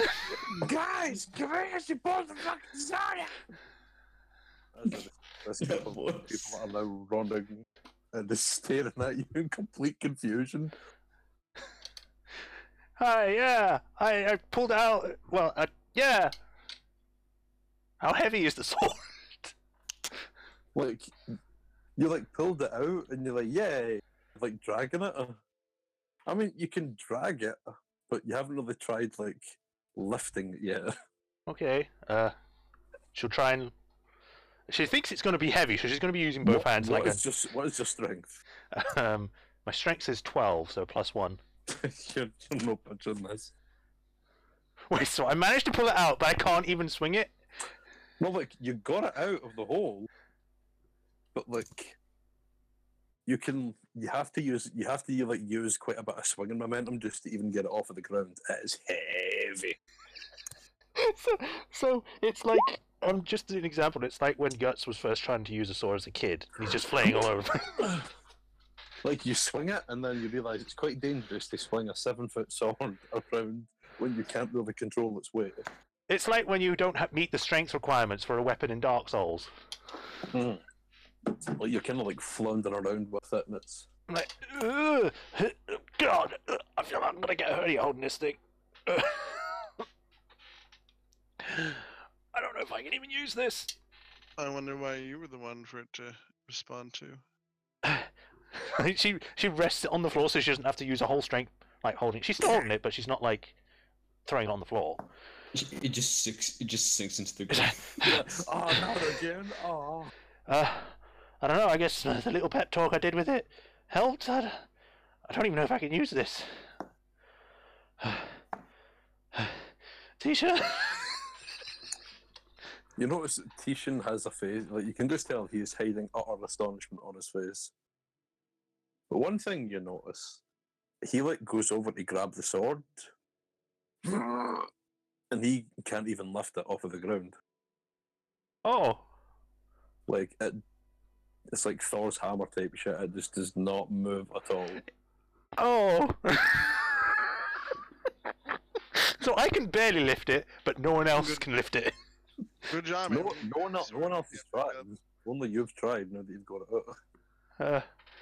But Watch this thing zap me again as he walks up and puts his hand on it, tries to pick it up. What is your strength? 20.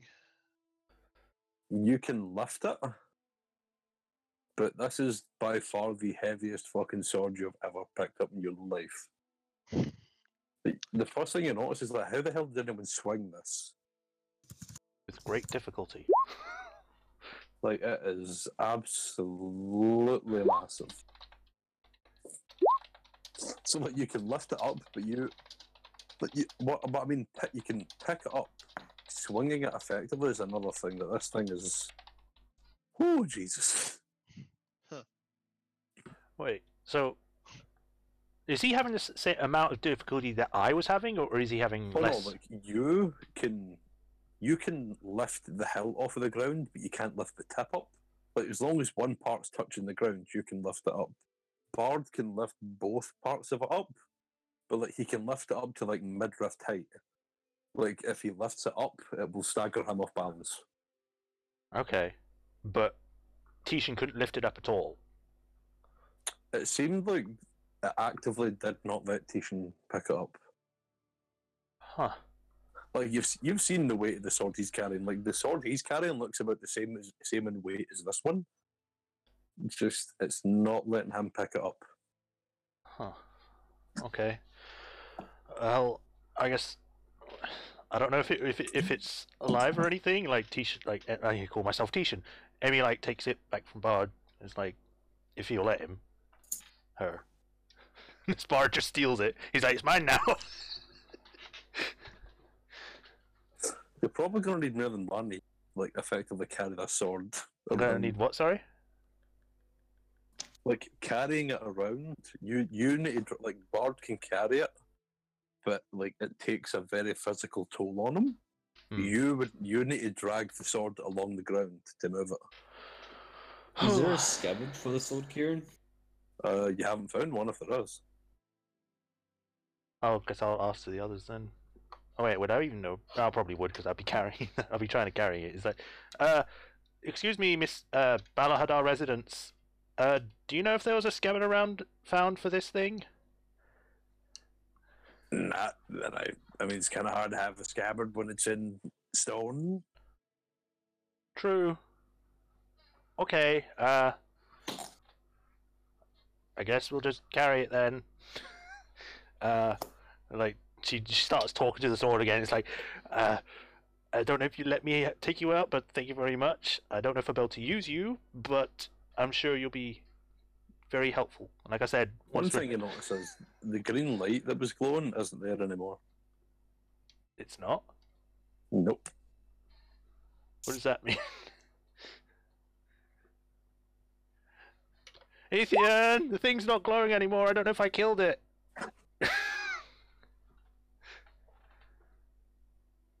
What do you want me to say? I don't know. Can you check it or something, Tishan? I don't know. You said this was your master sword. I don't know if I've just accidentally broken an ancient weapon or not. And I'm actually scared that I might have. You smashed the batteries on it. Was there anything special about the rock it was stuck in? It was a table, actually. It was like a large stone table. Oh. Well, question still stands though. Was there anything special about it? Considering it somehow managed to hold this sword, like, tight. Maybe. Maybe. I will investigate. Or will you? Maybe identify. I don't know. Well, I don't have Identify. identify. Tis a sword. I thought you spent the week doing it and you got it at the end. Really? Yeah, you have identify. Oh. I Because told then you. a week just passed in a second, and I'm like, okay. Did you not hear the entire spiel I said if we're going to do a time skip for a week? Is there anything you guys want to do? And you said you wanted to do No. your book. My bird. We had this entire conversation. How do you not remember? Jeez. Okay, well, identifies on the wall of spell list. I have to look somewhere else. Yeah. I mean, it's just like holding this thing is like, I think I broke it.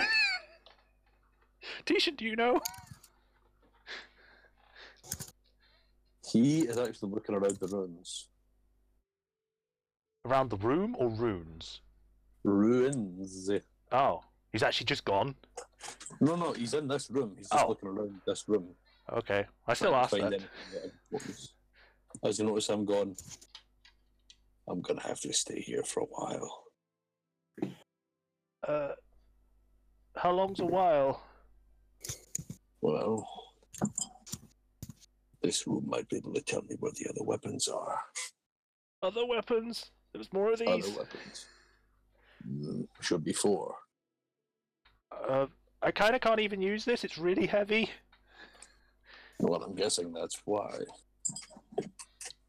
I think when it was connected, they were all connected. Now that you've taken them out, it's that link has been severed. Did I just You'd need all of the weapons to restore the link. Did I just do something bad then? Well, you can always put it back, but I don't think you're going to be able to use it as effectively when it's not connected. Oh, damn it. I spoke to it as well, and I was hoping it... Oh, Jim made a puzzle. Jim made a puzzle. Okay, I'm gonna walk over to the table, and I'm gonna touch it. Because it's literally what the spell is. I have to touch it. I know, but it's just imagine just like you're like, what is it? Granite. Just No. The table actually is not magical. Hmm. So you Oh, wait, identify it as a table. As a table. It is a big ass table. Nothing in there. What the sword, Ethan? Sorry? What about the sword, Ethan? Well, you're gonna have to hold it up for me because I don't think I could even begin. Okay. You can really use Bard to hold on for you. Yeah. So like I let Bard hold it again because he's the actual one who can actually pick it up without it touching the floor. And I will do so. I'll like touch around the pommel. There is no response. There's no heartbeat. He's dead, Jim. It is a completely non-magical sword to you. Damn. I guess that's what that means by severing the link. Makes sense. What? I mean, it's no longer magical. But oh, okay. So I did break it then. Great. I guess well, there's no point leaving it here then. I guess we'll take it with us. I don't even know if you can use it, Bard. You might be still feeling sick. I'll tell you about it. It's looking like I can't. Damn. It's just way too heavy. Okay. I guess we'll take it to the ship then. Tishan, you saying you're staying here? You're not gonna come with us to fight the thing we're supposed to go? This doesn't make any sense. I should be able to pick up the sword. I should be able to pick up the sword easily. Why is it rejecting me? I don't know. He's now currently looking through all the runes and looking over the floors and ceilings, trying to find like some kind of message. I don't know. Maybe times change. I don't know about this kind of stuff. He's actively like he's not really paying much attention. You can see he is very much lost in his own world. Okay, well, I'm gonna take this back to the ship. You can't really lift it though. You need to I know. So I was getting Bard to like try and carry it if he could. I'm like, Bard, could you carry this for me? We'll take it back to the ship and I don't know to go from there. If you find more, then yay.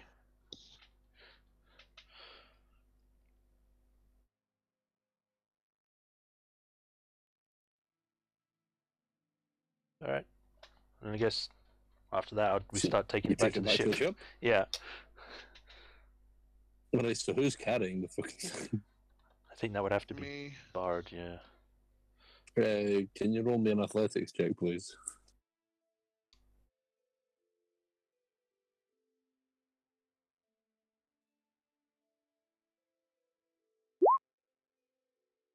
Huh. So you can lift it, but like definitely not effective as a weapon. This is, you have to like carry it over your shoulder just to get it off of the ground.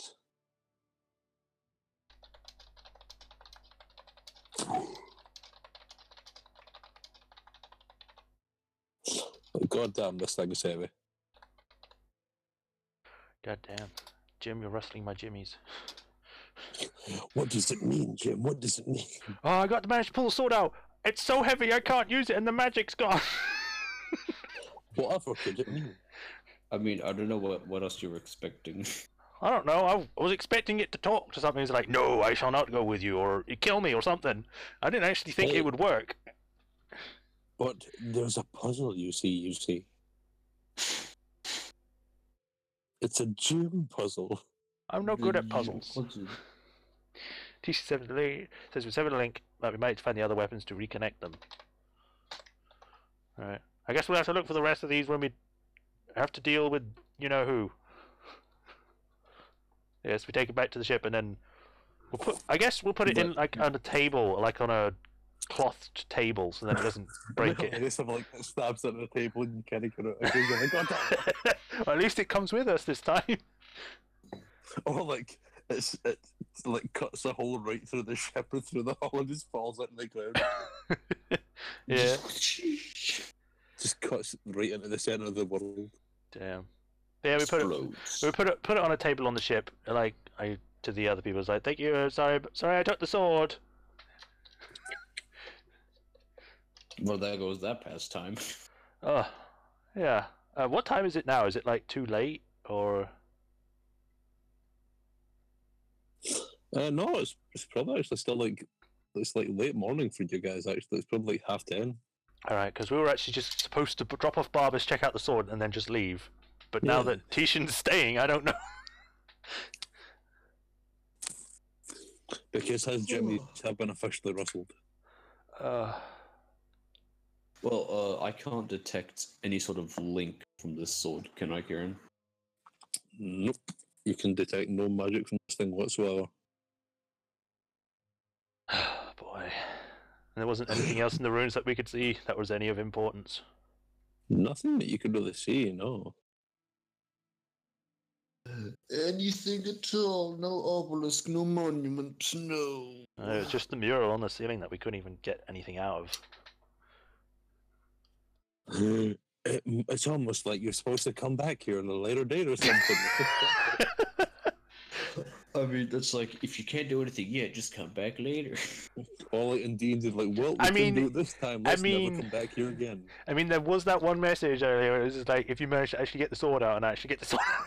Like, okay. I can't do anything. Because this was supposed to be like a much later plot point, and like, well, you've seen the first part of like a quest that I didn't think you guys would be doing until much later, but hey, the sword doesn't fucking work. Okay. But people get greedy. It is an ancient weapon of great power. What a piece of crap. Yeah. Well, I guess it just needs, like, Emmy's just thinking, okay, so maybe it's not broken, maybe it just needs to charge up, so I'll leave it on the ship for now, and, yeah, we'll start going. Okay. It's like, start setting up the ship to go. It's like, well, it was fun, guys, but I think we should, move on. We gotta... What is the sword? What? What are you putting it? I guess I'll put it in my room, like, on one of the tables in there. Oh, sure, because you should have it. Well, I'm not gonna put it in the kitchen, am I? I mean, you could. I swear to God, if you use like the incredibly sharp sword as just like a bacon slicer or something. Didn't you know it's one of those patented, like, kitchen knives? Just really big. I'm gonna dice my tomatoes with it. Look at that, it cuts this, and look, it even cuts wood even after. Unfathomable cosmic power, as you just completely ruin it. Yes, I put it in my room, and then on a cloth table, and then I start the ship, getting the ship ready to go off again. That is the most D&D thing I've heard. You just like walk into your room, throw the ancient magical sword into your room, and then close the door again. Well, I mean, I can't do anything with it, so yes. Stink. Put it in my I have room. this many magical items. Time to go to bed. So you're just going to sleep? I'm going to sleep in the morning. It's 10:30 in the morning. No, I'm not I mean, going I to was just sleep. making a joke. Sure. What? Look, your joking voice and your serious voice is like the same damn voice. And it's not though. It's not though. Difference. Alright, but yeah, I set up the ship, and then I guess once everything's ready, I go see if I can find Barberson's shingles before we leave, just to say goodbye. You can see the dude get there wave. You start waving you off as you start hurling up the cloud skipper. Alright, we'll be back in. Oh wait, didn't I give my anti-magic field to Barbus? You did. Do you want that That's back? one of the technologies you wanted to work on. Where is that? No, okay. I mean, we'll probably find out when we get him back in a few weeks' time. I don't know how long it's going to take to do this whole quest. Who knows? Yeah. Alright. I wave back, and I was like, we'll be back in like a couple weeks, maybe. Baby, what? Flying time, bitch. Yep. Yeah. And then we start heading our way to Wait, who did you call baby? Barbers, I said. You said I heard baby. Well, I didn't say that. Just one of the fucking like the scaling people. Ha! Gay. Yeah, she sets the ship out, and we start heading to Dragon's Landing because that's the place that's closest to it that I know of. And then Tushin walks up. Well, that search came up. I think, wait, where's the ship? Well, he said he was going to stay here, so. I was making a joke. I only meant for a few minutes. Why you left me now? It's like So it's what like do you guys said? Dragon's Landing. 'Cause I don't think there's a actual landing space near Fadal because I remember it was in the middle of a forest. There is plains in Fadel. Like Fadel used to have forest all the way up to it, but because of like how heavy the lumberjacking was, it has been cleared for quite a bit. Okay. It might be a good idea to land in Dragon's Landing anyway, so then we can actually put our ship in a protected area rather than just in the open. Okay. And then I'll be able to link up the teleportation circle. You could, if you find what it is. Yeah. Yeah. I could just ask. It's okay. What's your teleportation circle? The personal question, Dick. Excuse me, that's my mother. You're. So no, I take it you are heading to Durgan's London. Yes, sir, Mr. Jim, sir. For sake of just Brevity. brevity, we'll say you takes you another good few days, but you managed to. Yeah. It's like each time we land and we're like going to like bed and stuff, like Emmy just looks at the sword, it's like trying to see if it does anything new or if anything changes with it. But she's like, oh, "This thing's pretty defunct now, isn't it? I kind of broke it." You do hear something coming from it. Oh. It is the sound of the table creaking under the weight of it. Oh, yeah. She'll be kind of shore it up. She'll put like chairs under it or like stack things under it so it has more support. The creaking does stop eventually. Okay. It does take a good 4 or 5 chairs to stop it though. Right, she tries to sit down, but she just falls on her butt because all the chairs are used. Hey, Emmy, where are the chairs? Silence, you fool. But no, for the sake of this, I mean that you guys sail through the night, through the morning. Takes a good couple of days, but you just power through it. Yeah. As you suddenly reach, as you start to see very, very large white golden walls, as you start to see Dragon's Landing coming to view, and a single solitary massive mountain. Damn. Did it have walls before?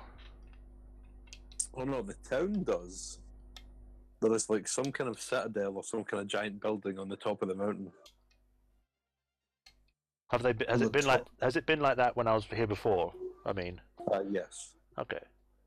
You would How know tall is that's, the that's the dragon. That's where the Dragon Council meets. Damn. All right. I'll see if I can find like a secure place I can land. How tall's the mountain, Hero? Oh wow! Like it is. It's up there with like one of the tallest peaks. Like, see where you found Tishan, like that altitude. Mhm. It is like bigger than that. Nothing's Oh, bigger boy. than Tishan's. It is the tallest singular mountain in Cassandra. Damn. And there's a city on top of it. See that little like nub bit? That's what the Dragon Council is. Oh boy. Like, there's nothing on the top of it. Do we know if anyone else lives up there, or is it just dragons? Well, no one really goes up further than the Citadel, because that's the only place where, people have a reason to go. The Tippy Tub is another one of the great dragons.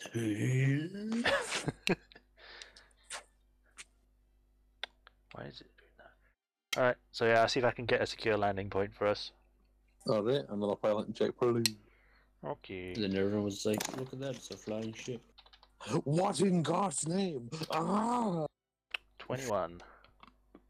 You do actually see as you hear like kind of bells ringing as some of the guards are like, my God, what is it? Men, battle stations. Make sure they don't know. Make sure they know we're not threatening them as they suddenly see like a ballista shoot at us. As there is a group of like 30 guards kind of like surrounding you, waiting for you guys to land. Do I actually see them? Oh, aye. Oh, yes. They're not being like inconspicuous at all. Oh, okay. I give them away. I was like, "Hello." Put your damn hands up! What? Hold on a sec, I need to turn off the engine. She starts turning things off so that she can actually hear what they're saying. What was that? I said, put your hands up. What is that thing? It's a ship. But Would you okay. like to have a word with Lord Goldwine? Ships don't fly through the sky. This one does. Who are you people? Clearers, we're working for Lord Goldwine. And like she holds up the medallion. The guy said bullshit is like, oh. Let me see that. It might be a forgery. Okay, just wait a second. She starts like taking the gangplank out and like sets out so she can walk out. As Ethan, you see one guy starting to work on a ballista, setting up. God. We hear him say that from all the way over the wall. So yeah, I head down so I can speak to them and show him like the medal. So, good evening, officer. Here you go. He kind of like, it's a lot bit of a chubbier man. Kind of has like a very 1930s cliche villain mustache, very pointed and twirly. As he walks over and kind of looks over it for a moment and, all right, only one of Goldwine's weird associates would be carrying whatever the hell that thing is. You keep that thing on the ground, scaring the shit out of people. Well, that's Take okay. that. Flying machines. Goldwine is weird. You keep that on the ground, you hear me? Sure. Well, we're just dropping it off for now, and then we'll be walking on. We'll be coming back for it, and then we'll take it away right after. Okay? See that you do. As I say that, though, is like, is it actually possible if we can get some people to guard it? Because I was hoping that we could get this securely protected. I don't think Roll Goldwine.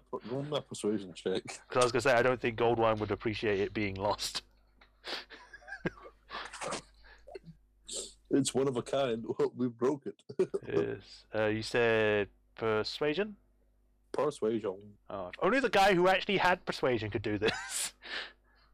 I mean, you're the one who keeps like taking charge of the situation. Well, you can come too. You don't have to just leave it to me. Oh, fine. Oh, sorry. I don't know why I still got advantage. That's actually a 6.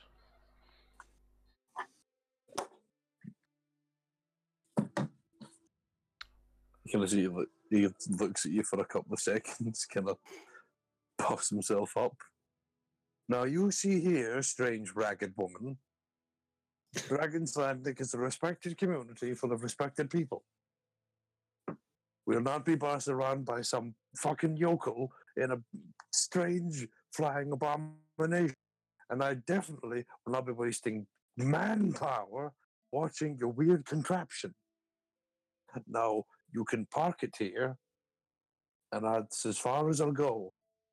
Sitting asking me to waste men on watching I'm your gonna damn walk down the plank and like just face the man in a sort of very stern manner.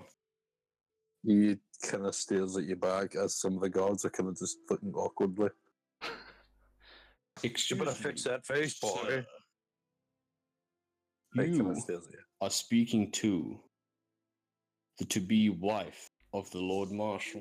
What the fuck? Roll me a persuasion check with advantage.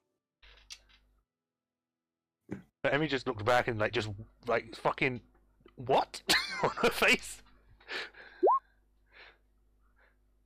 I would prefer it if you would change your tone. A persuasion check with advantage, please, Ethiel. He did. 26. I did. Oh no, it didn't show up for me. Did it? It didn't show up for me. I see it. Oh, it's there. Oh no, I'm not lying. I'm going to refresh because I let my roll 20s being off. Bleh. But yeah, it's a 26. Ah, I see it now. So you can notice as he's like, you really expect me to believe that she would have, if she like holds up your hand, you would have some sort of fancy ring.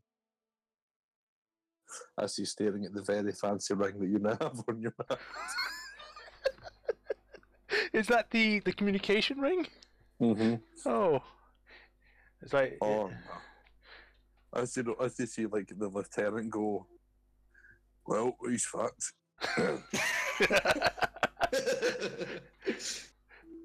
Oh, and I'm the ambassador to the Greenskins. Hello, nice to meet you. Roll me a persuasion check with disadvantage. With disadvantage. And then he's like, "Sure you are, but oh It's shit." because you said the greenskins. That's basically been like, and I'm the queen of Sheba. I don't know if this will help or just make things worse. 11. Just got finished fucking throwing up again. Lovely. Oh fuck, I'm sorry, man. Oh, and they... You can note like he's about to say something before he is like. He's about to say something before you say like the lieutenant, and the lieutenant actually has like a very, very battle scarred face, and you see his armor looks like it's very recently taken like damage. As he goes, Captain, sir, if you might take over the negotiations while you. And he's like, yes, I have to go polish the armory, and then like starts like walking away very quickly.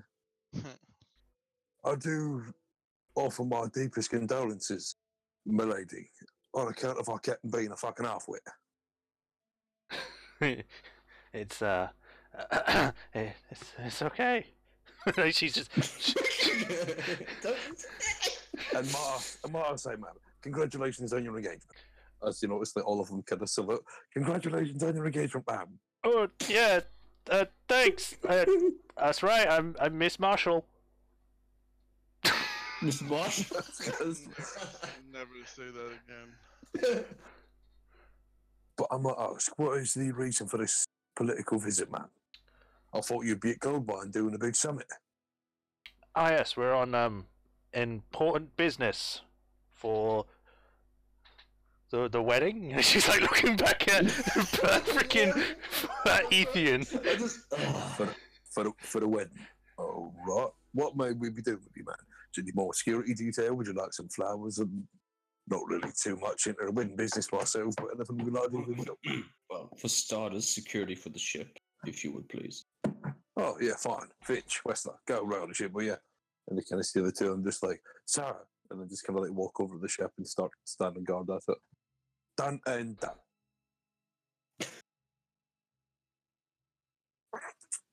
Okay.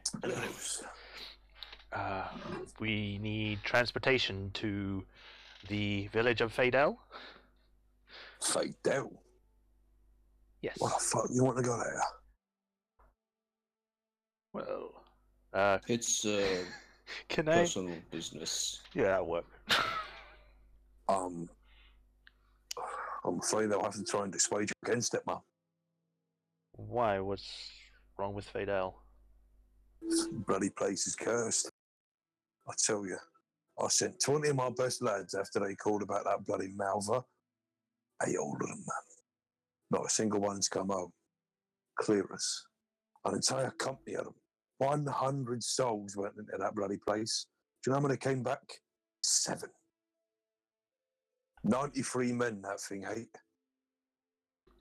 93. We ain't heard anything from the town. First we done is put a barricade around it.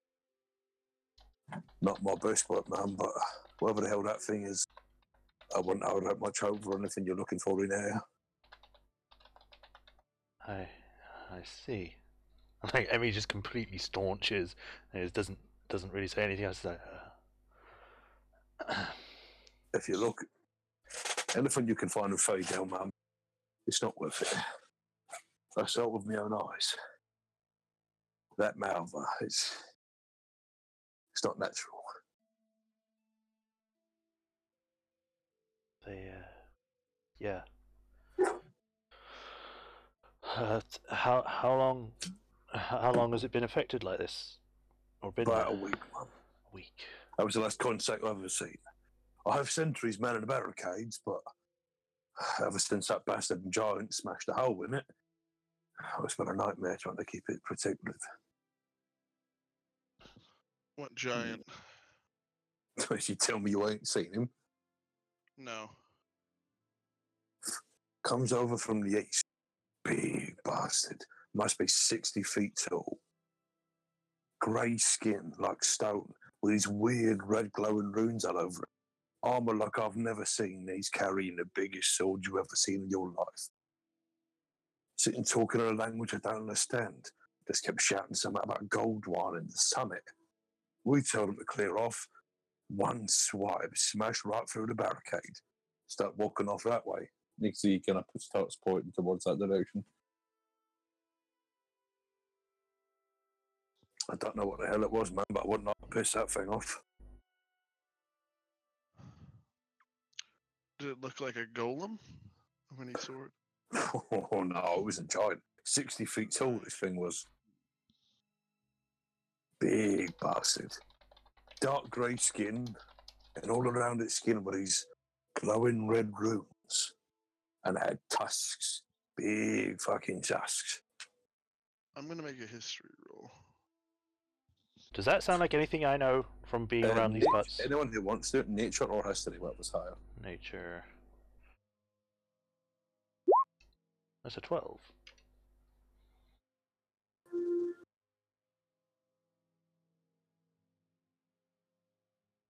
Ethian. In fact, no. Is that a 12 Yeah. or a 22 you got, in fact? It's a 12 because that was advantage roll. No, Ninny really pick up anything specifically, no.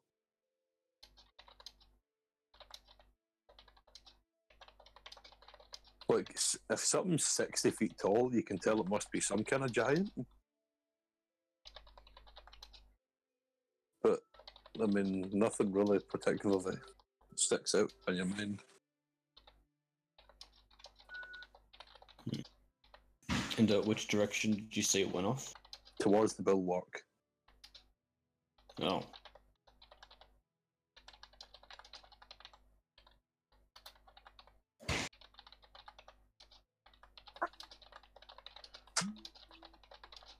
Bulwark. Okay.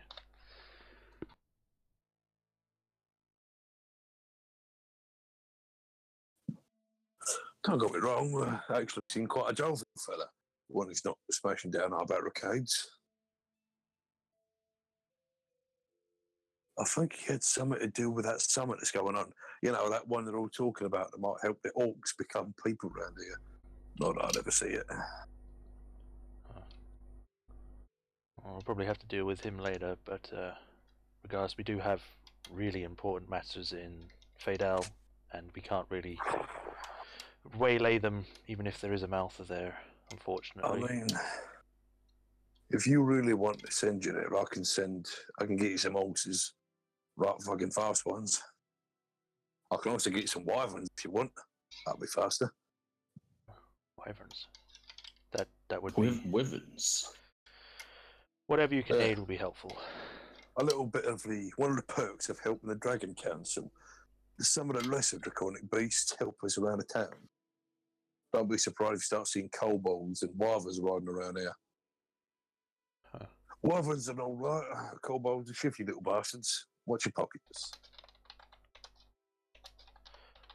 Saying that, you've already got a goblin with you, so you probably know all about that, huh? Yeah. Mm-hmm. Well, whatever aid you can offer will be a great help for us. What time is it actually, out of character? As it is your favorite. Bart says asshole in Goblin. As you know, it's probably now about like 1 o'clock in the afternoon. If we took those wyverns, how long would it take us to get to Fadal? Probably get there like early next morning. What if we stay the night in Dragon's Landing?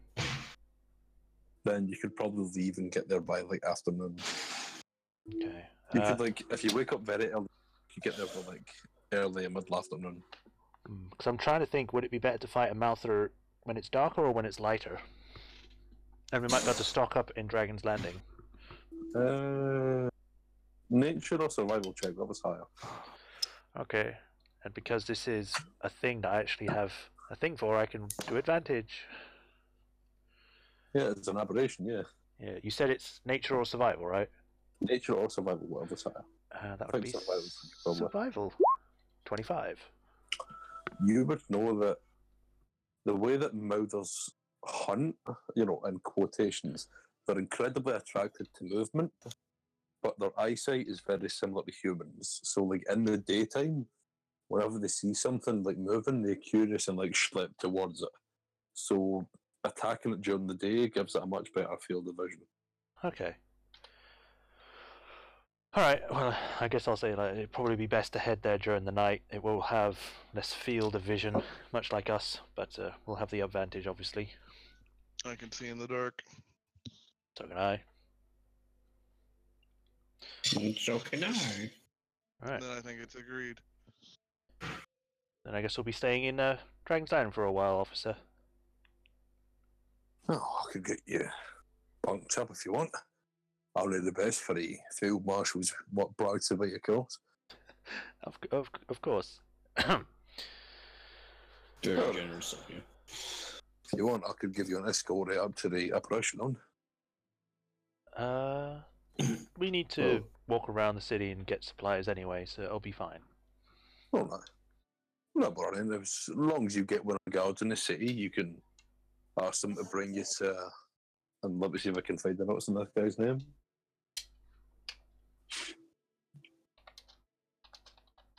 Decide to leave in the morning. Get there late at night for an added benefit. The guard says if we need aid. How would you say that here? Is that Toshan? Lieutenant Toshan. Mention Lieutenant Toshan to get help. Okay. And you can notice he is. You can't really tell exactly what race he is because he's wearing a helmet. It's one of those like helmets you can only see like he has like a little chin strap part of it, so you can really make out his face, and you can tell he is quite badly scarred, but seems to be like an olive-skinned gentleman. That's with very bright green eyes. That's probably as much as you can get. So it's kind of like similar to how Emmy has like a hood and stuff, where you can only see really see his eyes. Yeah, like he has, like the way he has like Dragon's Landing guards. They're kind of similar to Goldwine, except it's eye at the steel instead of like empowerment stuff. He's wearing leather boots, leather trousers, a thick cuirass with like chainmail under it, and he has like a neck, you know, like those like neck scarves that are made out of chainmail. Yeah. He's wearing like a chainmail coif as well, with like a steel helmet over it, and there is like a chin strap to stop the helmet falling off. Okay. Well, thank you very much for your help, Lieutenant Toshan. And you can tell like the reason you know he's a lieutenant is you can just tell like there is like a. And one of his pauldrons is quite a large, like peacock-looking feather, and you can tell it's some kind of like ornamentation to distinguish him as an officer. All right. Cool. Well, just ask them for me, and I'll come as whatever I'm doing, and escort you to the upper echelons. I mean, you can't get in without a pass, but well, I think you lot qualify. Very well. Thank you for your help, Lieutenant Toshan. It's very much appreciated. You kind of see like he looks at you, a couple of your holy symbols for a bit. Saloonize that guard, yeah? Yes, Saloon's night. Oh wow. Good job. What did it cough? The rest of what I said? As he starts to like march away. I need to learn more about Saloony, God. Okay, so I guess we just stock up in town, get ready for the fight tomorrow. And I guess we'll need to talk in the tavern later. Like, so the way you guys are right now, you're on like the outskirts of it, and it's like there is small shrubs and stuff like that. So where you guys have parked, but inside Dragon's Landing itself, it's kind of like Gondor almost, from like Lord of the Rings. Like it's definitely built into the mountain itself. Like only the very few. It's kind of built and a bit like Skyrim. You can definitely tell the slums and the poorer areas are like the lower, and the higher up you go, the more wealth is there.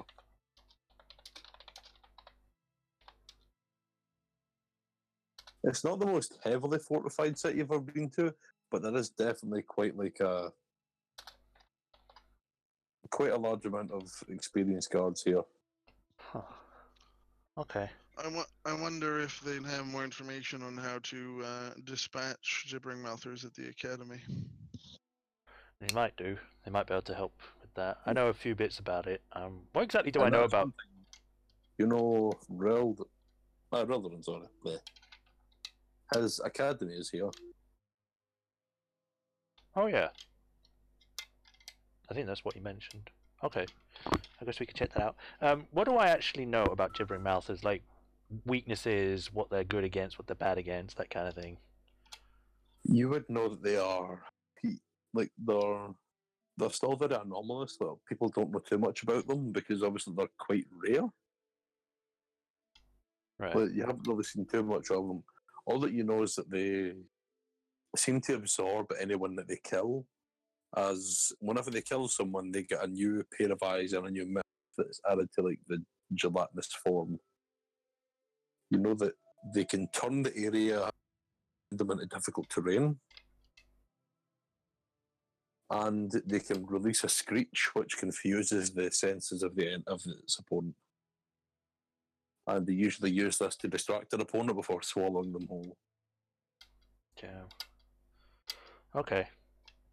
So I wouldn't know if they're weak to silver or if they're weak to holy kind of things, or. They've never really been documented as having any like particular strength or weakness. The only thing is they have, with a lot of aberrations, they have a fear of fire. Fire. Okay. They don't like bright lights or fire. All right. So I guess we could use fire somehow. All right. It'd probably be a good idea to check out the academy anyway. I say that as Emmy to everyone. It's like that's probably a good idea, Bard. I guess we could try and stock up on anything else. Do I know if this place has like a magical? That's probably the academy, though. I was going to say any magical shops, but that'd probably be The academy isn't really open to the public. It's kind of like the Arcane University, and like you need like a scholarship to get in. Like it's not something you can just walk in to do. There are magic shops and stuff here, but that's like a very dedicated and prestigious school of learning.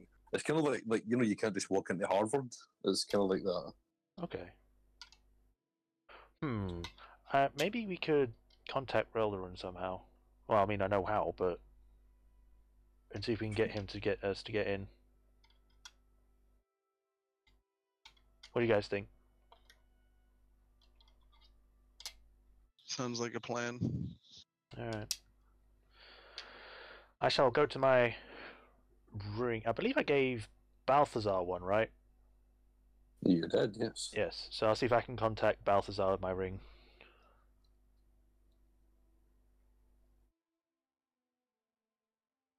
There is no response. Damn, must be out of range then. I guess the only other course of action would be to try out, see if we can get the magical circle up so we can head straight back to Thenra and then get that Did that way. Alara still have the ring, or did that get moved back to me? That got taken back, didn't it? You took it back, mind you. I need it for like adventuring, but I need to get you a better. It was like, it's all right, man. Yeah. Yeah, It's cool, bye. I think we could just see if we can find the teleportation circle so we can head to Thenra, or get someone to head to Thenra and see if they can get Relderin. So yeah, we'll see if we can do that. We'll head into the city and see if we can find the teleportation circle. All right. John, how is it? What is it you're looking for? But if I've been here before, would I know where it is, or would that just not be general knowledge? That's not general knowledge, oh no. Okay, then I would ask one of the guards. So I don't know, maybe someone that's like guarding the entrance or something. I'll be like, No, the lieutenant is still kind of walking away. You could probably still grab him. okay, I guess I'll grab him then. It's like, Lieutenant, actually, hold on a sec. Yes, ma'am. Where is your teleportation circle for the city? Oh, that'd be in the Magic Academy. Magic. Well, not in it, but around the grounds. Okay, is it accessible for, well, particularly our use? To the general public? No. To me? No. To the field marshal's wife? Maybe. Okay, I guess I have to make an appearance then. All right. Well, thank you for that information. Best of luck to you, ma'am. You too.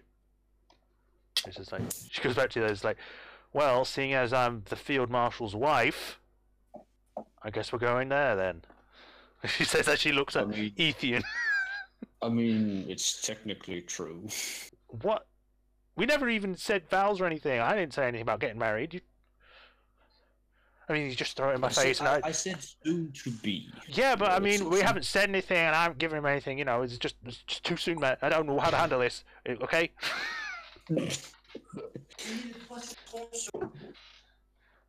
Then don't say wife, just say fiance. I was just saying this, you do notice there is a guard kind of staring at you guys confused. Let's just go. Okay, let's go. She just walks into the city, to the academy.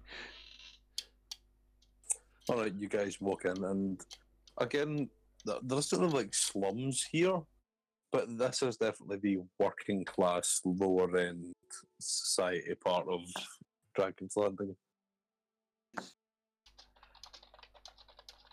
Does it look? And as you look around, there are people going around doing their business. People are making deliveries, cooking things.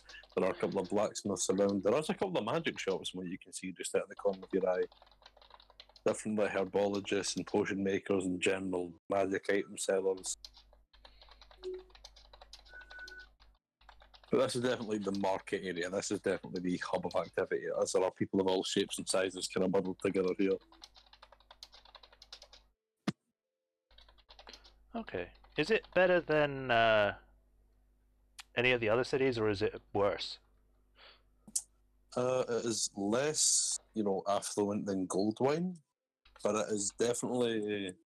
It kind of reminds you almost like Omanova. Like Omanova is like the everyman city. Like Omanova is owned by a working class city. This is like the middle class version of Omanova. Okay. This is where like. The best way to describe it, like Omanova is Morrison's, like Dragon's Landing is Waitrose. Oh, and then like Goldwine's M&S, where everything's expensive. Oh, no, like Goldwine is like Costco. Like you need a membership to go like shop in there. Yeah. All right. Whoops. I didn't mean to open that. All right. So onwards to the Magical Academy. I don't recognize anyone on the way, do I?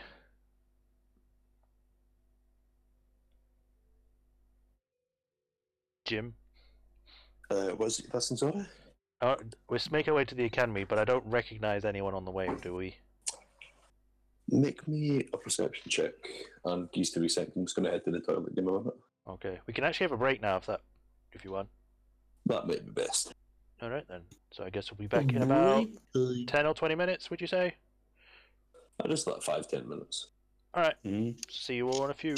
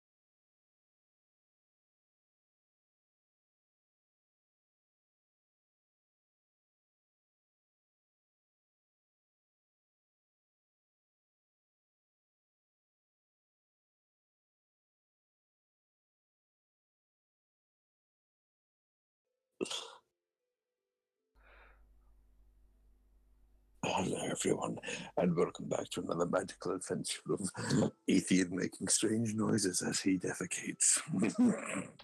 Okay. There is no proof of this, so shush. But now, welcome back, as we are now in the wonderful place of Dragon's Land. As the party was now beginning to possibly buy things, or maybe try to look around those theatre. Yes. As we go back, and what would you guys like to do? We were heading to the academy to see if we can get to the magical circle. Okay. So I think you guys, it takes you a while to ask around, and probably takes like a good hour and a half of like navigating around this, because the city is like one big spiral staircase going upward. Yeah. I'm like talking to Ethan on the way. It's like, okay, Ethan, it'd probably be better if you can talk about this because you know about magic and you started this thing. So. Sure. I was going to do so anyway. Good. I'm trusting you on this.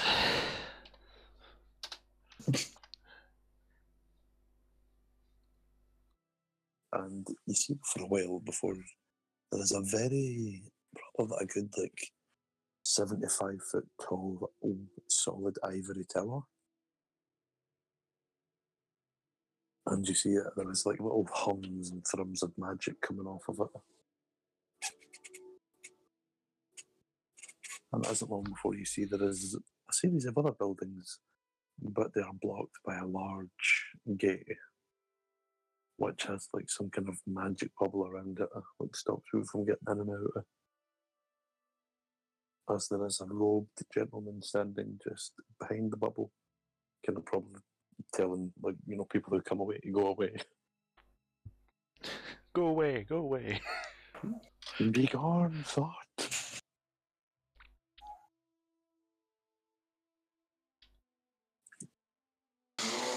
And you guys are probably a good 30 feet away from them.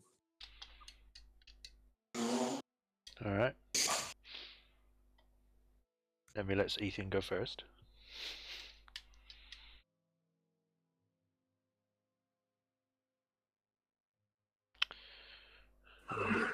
He just. I see he's talking to him. Yes.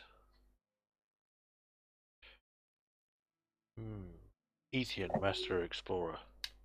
Oh, I'll let you fix Ever first. I'll do that in a bit, man. Just let me get through this first. So, what is it you guys are saying? I'll let Ethan go talk to the guy, but I don't know where he is. He is the...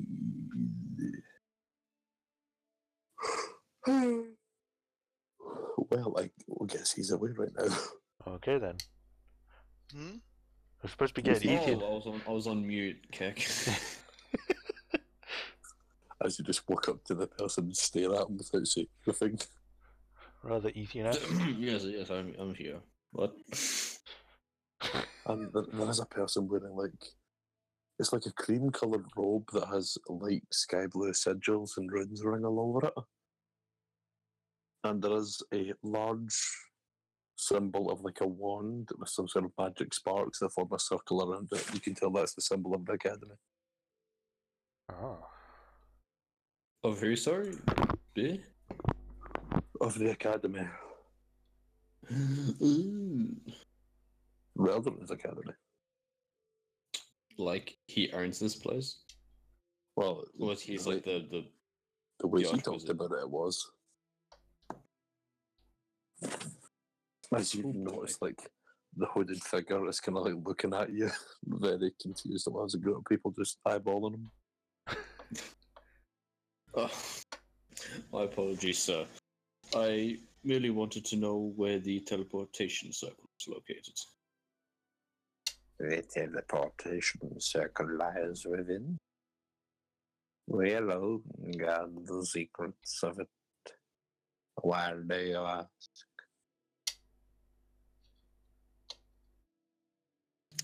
We wish to use it.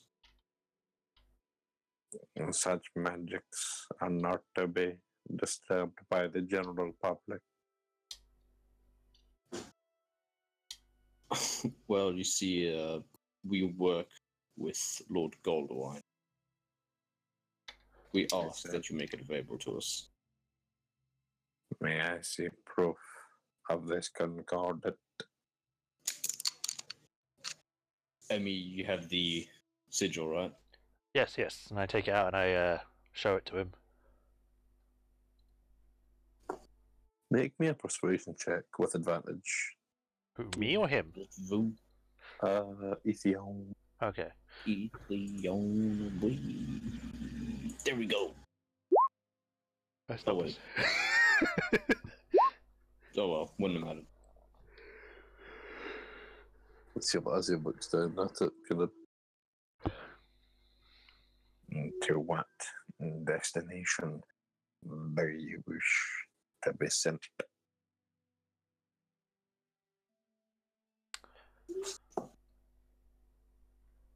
Thenra. Then there is no teleportation circle in that place. It is a dirt farm from my understanding of the geography of this area. It was recently converted to the headquarters of the Band of the Iron Shield.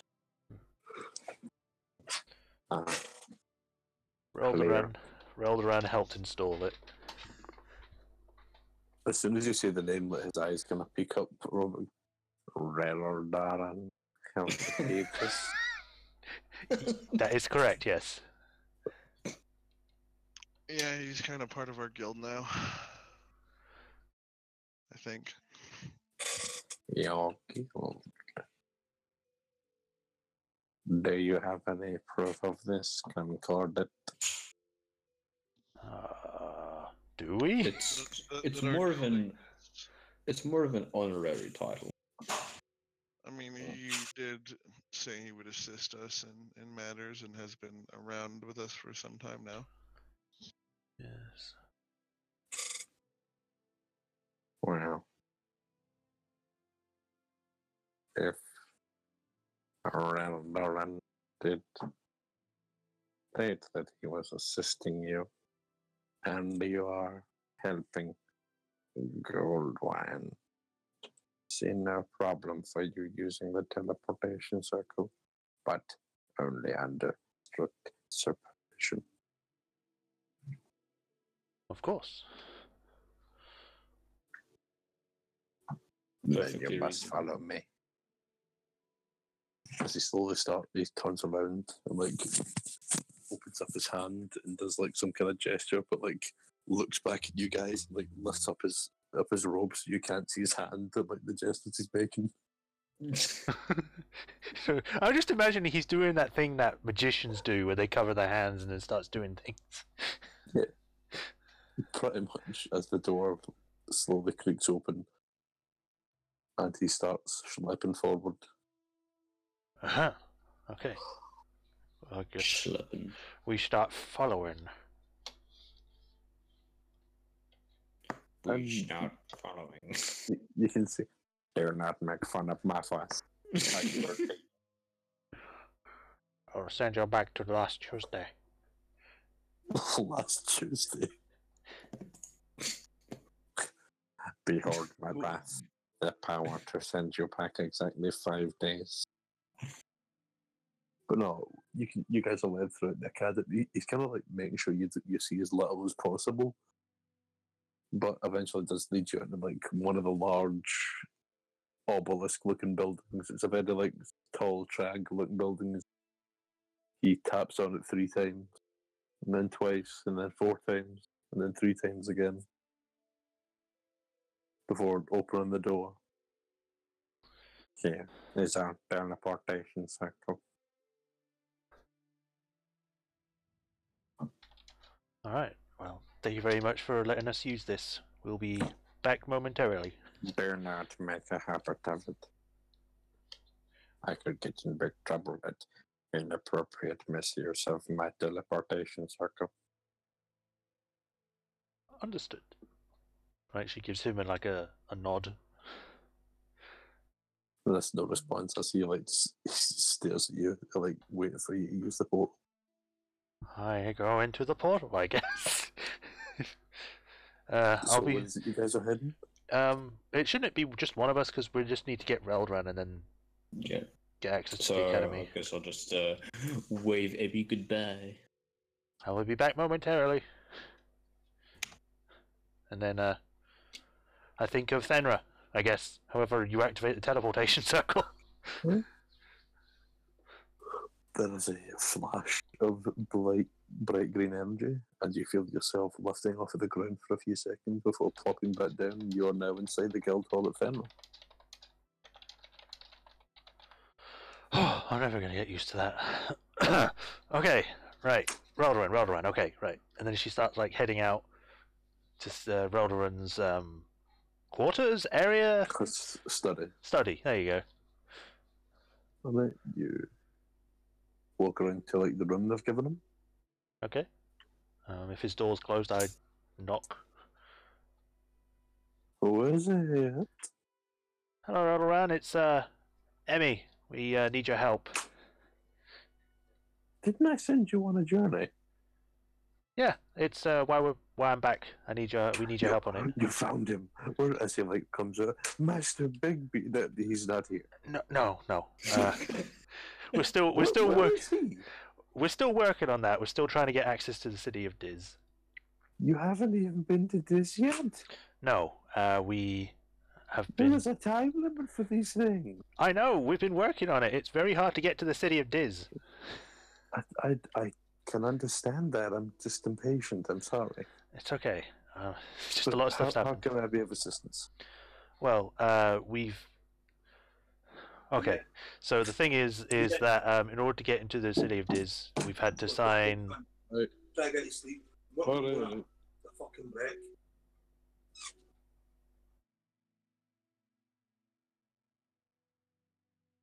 Still, I don't know if he's still there.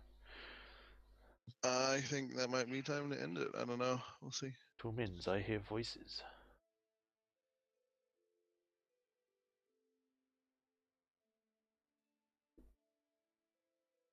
Wait, what? I can continue writing this. We head to the academy to use the circle after persuading the gate guard to let us use it. I head through to talk with Reldoran to explain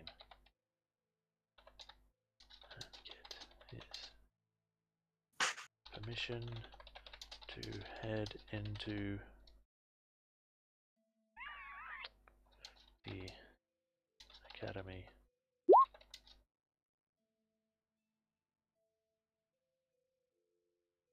Blah, blah, blah, blah, blah.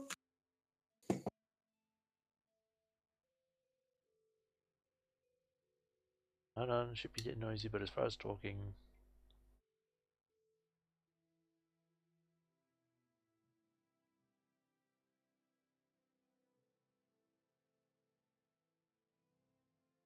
He's in a poof.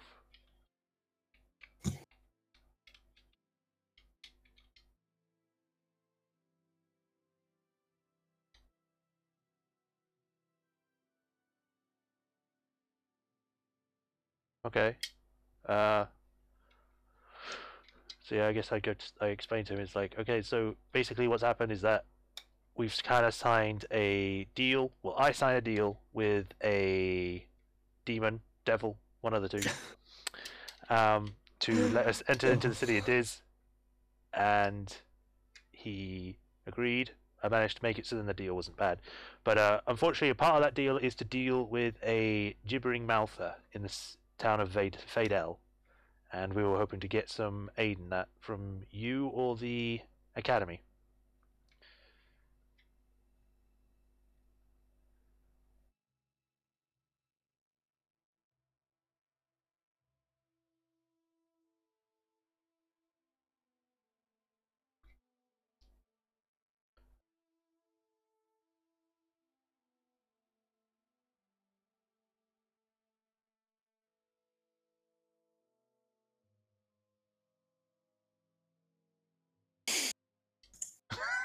Why the hell did you never sign a deal with it? Ugh. I mean, I can try, but what else do you mean? A gibbering, what do you call, isn't exactly my area of expertise. Yeah, we were hoping to get access to the academy because they might have information that we can use or some sort of magical aid against it.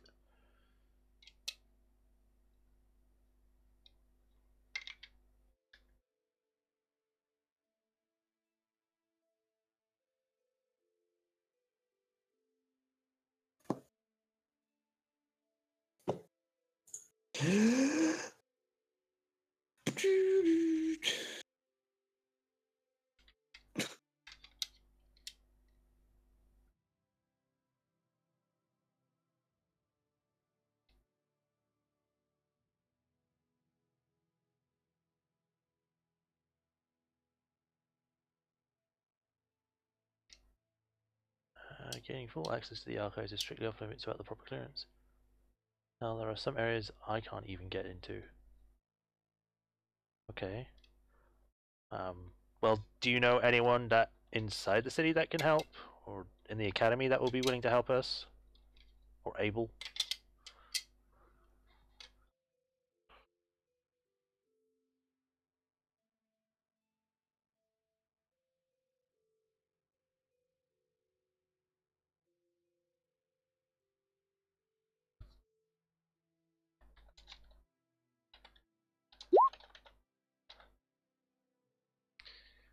There may be some magic peddlers in town you can go to for help, but remember the academy is about magical stuff and theory. We don't really sell too much.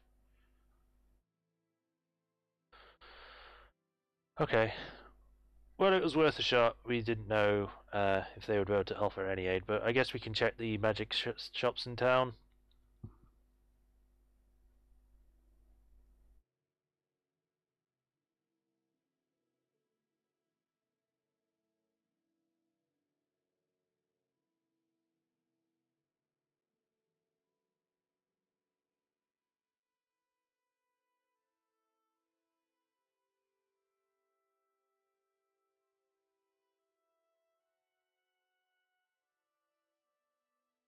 Try in the Foundation Market. They have sorts of goodies down there. Just watch for the kobolds to rip you off blind. Okay, will do. I guess I'll head back and let them know. Just you know, if we end up disappearing, or if I end up disappearing for a long ass time, then well, you know, because of a demon or devil or whatever, and a contract. Thanks, Ralran. And she'll like, if he doesn't say anything more, she like waves and then heads back through the teleporter.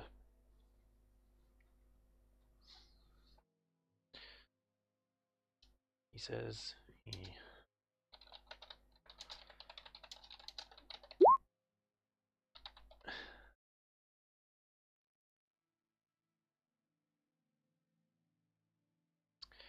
doesn't think that the academy. His face is all scrunched up.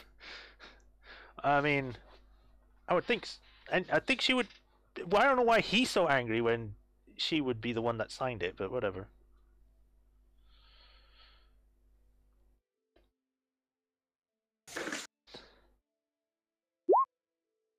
He thinks it's a bad idea. I know, but there's no other choice. He doesn't think the academy can help. But we should check the shops in the Foundation. Alright, so then if he doesn't say anything more, she waves goodbye and she heads back through the teleporter back to Dragon's Landing.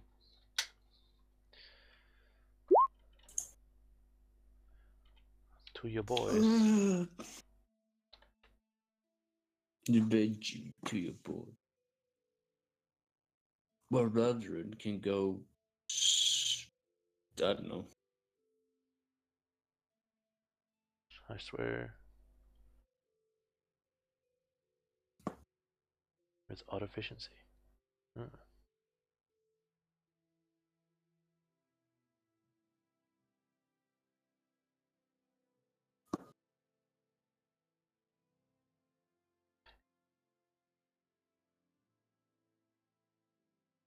Yes, we're finished. We're done. Thank you for letting me use your portal. Sorry it took took out some of your time, and we'll be on our way.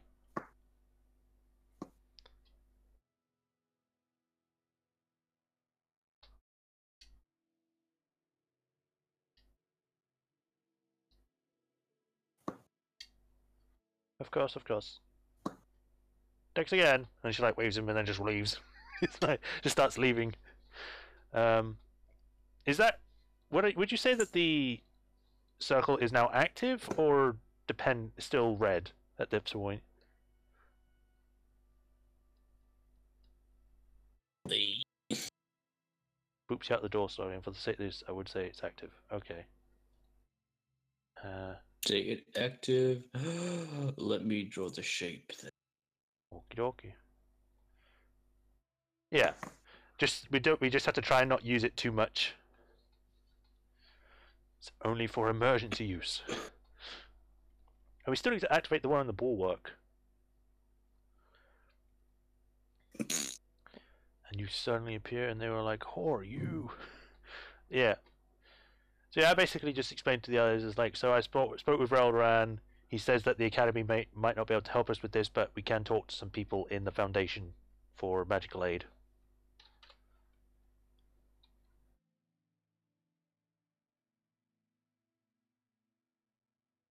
Of course.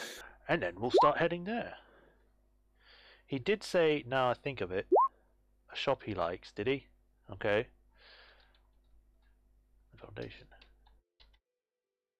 He says to keep an eye out for kobolds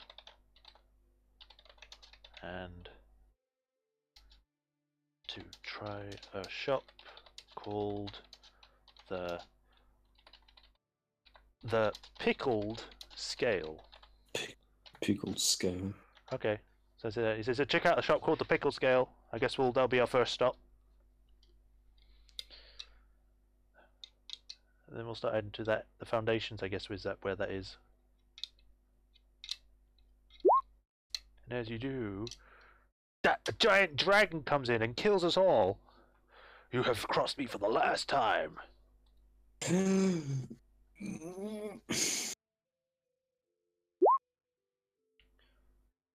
That is an odd time to leave it for the next adventure.